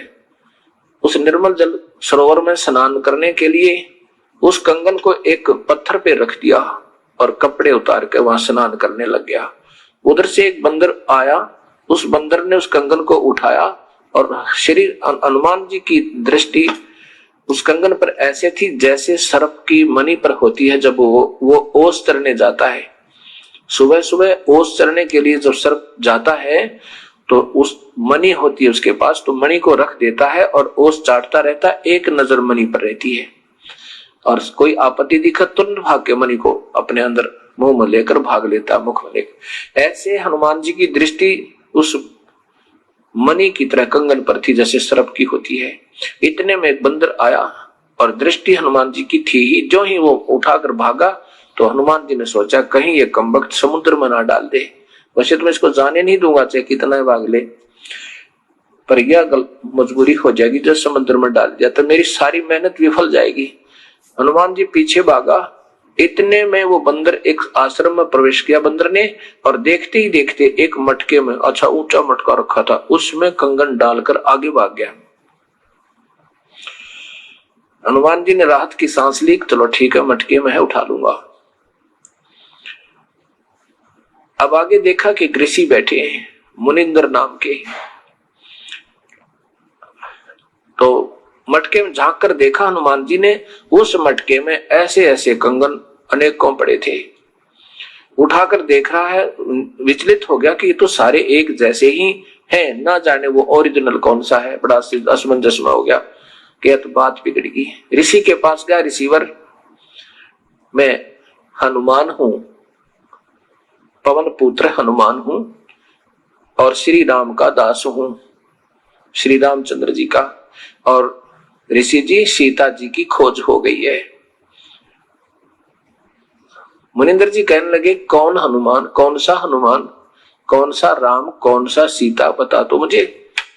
तो हनुमान जी कहने लगे ऋषि जी आप कौन सी दुनिया में रहते हो, सारे जंगल में सबको मालूम है कि सीता का अपहरण हो गया, श्री राम की पत्नी अर्थात त्रिलोक की नाथ श्री राम की पत्नी सीता जी का अपहरण हो गया था, उसकी तलाश में करके आया हूं। तो महेंद्र जी ने पूछा मैं यही पूछना चाहता हूं कि कौन से नंबर का राम है ये श्री राम दशरथ पुत्र।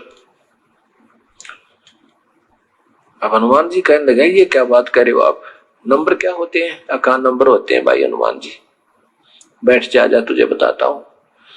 ये काल के जाल में फंसे हुए हो तुम सभी, और इस काल ने ये मेरी प्यारी आत्मा ये सभी यहाँ पर उलझा रखी है। पूरी कहानी सुनाई। हनुमान जी को कुछ बात स्वीकार हुआ, कुछ अस्वीकार हुआ, चिंता बनी हुई है कि मैंने जाके संदेशा देना है। कुछ सुना बातों को, कुछ नहीं सुना।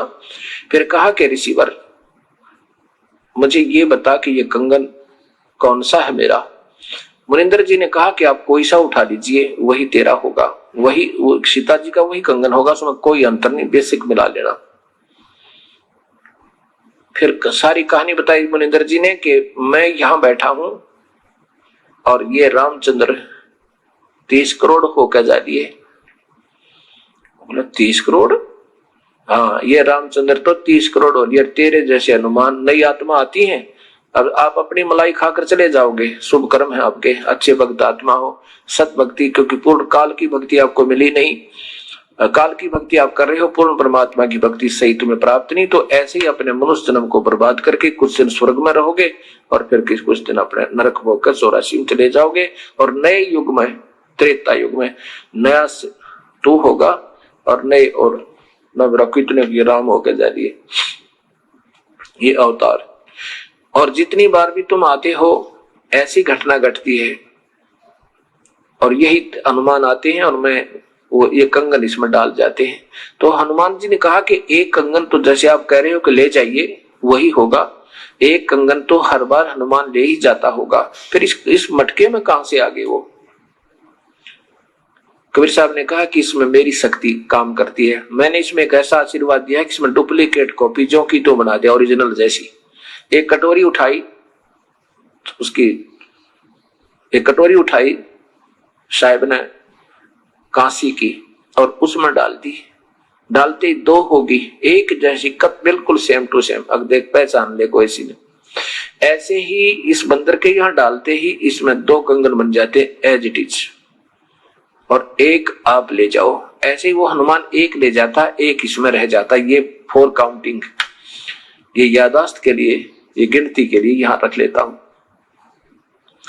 और हनुमान जी भक्ति करते ढंग दबाई, विधिवत साधना करो। ये निरंजन ब्रह्म तक की साधना था, शंखों बार कर ली तूने।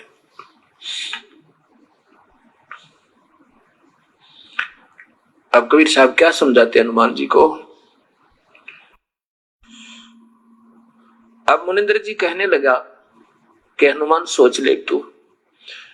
हनुमान जी ने कहा कि देखो ऋषि जी, ठीक है आप कह रहे हो तो कुछ तो सत्य होगा, लेकिन मेरी बुद्धि स्वीकार नहीं करी, क्योंकि हमने कभी सुना ही नहीं।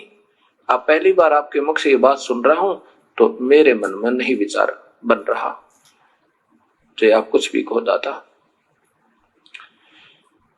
और अब मुझे बहुत देर हो रही है, मैं जा रहा हूं।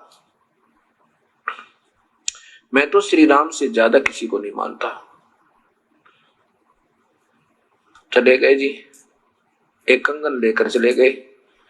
भगवान श्री राम के पास जब हनुमान जी पहुंचे, श्री रामचंद्र जी ने पूछा हनुमान सीता की खोज होगी? कहोगी जी आपकी दया होगी, आपकी रजा से सब कार्य संपन्न हुआ। अब श्री राम ने सोचा कि ये पूरी तसल्ली कर लूं कि सीता ने कहीं रावण से समर्पण तो नहीं कर दिया है, उसने उसकी वह पत्नी तो नहीं बन गई है। उसकी पूरी जानकारी लेने के लिए हनुमान सीधा तो नहीं बताएगा। उसने सोचा कि कहीं ऐसा ना हो कि ये जान जाए हनुमान जी कि मैं फिर सीता की लाने की चेष्टा नहीं करूंगा यदि उसने रावण का समर्पण कर दिया होगा। तो हनुमान जी नहीं बताएगा। गोलमोल बात को करके एकांत में ले जाते हैं श्री राम जी और कहते हनुमान जी सीता कहाँ थी? कि महल में होगी रावण का। कहाँ, ऊपर चौबारे में थी या नीचे थी? और एक बात बता मेरे प्यारे संत, खाना कहाँ खाया तूने? कहा रावण के राज दरबार में गया होगा, वहां पर बड़े अच्छे बढ़िया भोजन बनाए होंगे रावण ने तेरे लिए। और सीता ने कैसे कपड़े पहन रखे थे? बढ़िया हार हुर पहन रखे होंगे ना। अब श्री राम ये पूछना चाहते थे कि अगर वो ऐसी सती थी, हनुमान बतावेगा, कोई तो बात मुख से निकलेगी निकलेगी। अगर उसने हार श्रृंगार किए होंगे और हनुमान जी खाना रावण के घर खा के आया होगा। तो सीता गई काम तय। फिर हमने उसको लाएंगे और ना ही दुनिया के लाल मरवाएंगे, हम युद्ध नहीं करेंगे, ऐसा सोचकर पूछा। तब हनुमान जी ने आंखों में पानी भर के और रुंधे कट से कहा, हे प्रभु आप क्या कह रहे हो? मैं काहे के भोजन पाऊं था? और वो तो मैले कुचले कपड़े पहने माता एक वृक्ष के नीचे बैठी थी, मैं ऊपर वृक्ष पर छुप कर बैठ गया था। और रावण ने आके खूब बदमाशी की थी, बहुत तंग किया था माँ ने, पर स्वीकृति नहीं दी थी। और कहा था, रावण ये टुकड़े टुकड़े शरीर हो सकता, तेरे हाथ नहीं लगने दूंगी। राम बड़े प्रसन्न हुए और कहा, आप कहते हो कि मैंने आहार किया होगा, भोजन खाया होगा रावण के घर पर जाके। माता ने कहा था, हनुमान अगर कोई फल इस बाग में नीचे गिरा हुआ स्वयं टूट गए तो उठा ले खा लेना, ऊपर से तोड़ के भी मत खाना भाई, मेरे को ये मार डालेंगे, बहुत दुखी करेंगे मुझे। तो वृक्ष से फल तोड़कर मत खाना भैया। तब मैंने गुस्से में आकर ना सारे तो उसका 9 लाख बाग जला पाट दिया और समुद्र में फेंक दिया और खूब पके पके फल खाए, पहरेदार कुटे और फिर रावण की लंका में आग लगा खाया। सीने से लगा लिया श्री राम ने हनुमान को, हनुमान तूने तो आज कमाल कर दिया, तो बहुत प्यारा है मेरा। भाइयों, सारी की सारी राम कहानी आपको सृष्टि रचना से ही समझ में आएगी। मेरा मकसद केवल इतना है कि मैं ये छोटे छोटे वीडियो बना के ये शास्त्रों में लिखी हुई सच्चाई आपको बता के मैं आपको संत रामपाल जी के सत्संग सुनने के लिए प्रेरित कर सकूं। बस मेरा केवल इतना ही काम है। बाकी मेरे वीडियो देखने से कोई भला नहीं होगा, कोई मोक्ष नहीं होगा, कोई उद्धार नहीं होगा। मेरे वीडियो केवल आपको डाइवर्ट करेंगे संत रामपाल जी के सत्संग सुनने के लिए। मेरा केवल इतना ही मकसद है। उसके बाद में जब आपको पूरी सृष्टि रचना समझ में आ जाए, हर देव महादेव ब्रह्मा विष्णु महेश की स्थिति, इनकी शक्ति आपके समझ में आ जाए, उसके बाद में आप संत रामपाल जी को अपना गुरु धारण कीजिए और उसके बाद उनसे नाम दीक्षा लीजिए और उसके बाद देखिएगा आपका जीवन कैसे संवर जाएगा। जो सुख शांति आज आपको लाखों करोड़ों अरबों रुपया कमा के भी नहीं है, बड़ी बड़ी गाड़ियों में बैठ के बड़ी बड़ी कोठियों में सोकर भी प्राप्त नहीं हो रही है, वो सुख शांति आपको यदि आप एक रिक्शा चलाते हैं और संत रामपाल जी से आपने नाम उपदेश ले रखा है तो वो सुख शांति आपको यहां प्राप्त होगी, जो सुख शांति यहाँ के टाटा और बिड़ला को भी नहीं है। और मरने के बाद तो फिर परमात्मा के लोक में जाएंगे और मृत्यु भी बड़ी आसानी से होगी, जब आप चाहोगे उस समय होगी। ये एक्सीडेंट में, बीमारी से, लड़ाई झगड़ों में, इस प्रकार से हमारी मौत नहीं होगी भक्तों की, जो संत रामपाल जी के भगत हैं, जो मर्यादा में रह के भक्ति कर रहे हैं। जिस दिन हम चाहेंगे कि हे गुरुदेव भगवान आज हमारा शरीर छुड़वा दो, अब हम आपके साथ अपने लोक में वापस जाना चाहते हैं, उस समय हमारा शरीर छूटेगा और पता भी नहीं चलेगा। दुनिया वालों की तरह नहीं मरेंगे हम, धाड़ मार के, रो रो के, चिल्ला के, दुखी होके, दर्दनाक मौत नहीं मरेंगे, क्योंकि हम उस अल्लाहु अकबर आदि राम कबीर देव संत रामपाल जी के भगत हैं। तो भाई और बहनों, मेरी कोशिश है कि आप अपने राम को पहचानो, अपने भगवान को पहचानो और उसके बाद में सही भक्ति को अपनाओ। अभी तक हमारी भक्ति ही सही नहीं है। भक्ति सही होगी कहां से? भक्ति से पहले तो हमें यह पहचानना पड़ेगा कि भगवान कौन है, उसके बाद में हम भक्ति कर पाएंगे। अभी तक तो हमारे कोई नकली धर्मगुरुओं ने 33 करोड़ देवी देवताओं में ही उलझा के रखा हुआ है। आज तक ये ही नहीं बता पाए कि एक भगवान कौन है, सबसे बड़ा देव कौन है। तो भक्ति हम कैसे शुरू करेंगे?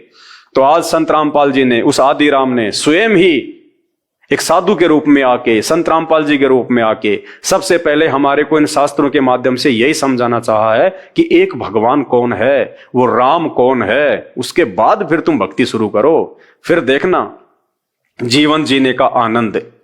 तो आज के वीडियो में केवल इतना ही। वीडियो को शेयर करें सभी भाई बहनों को।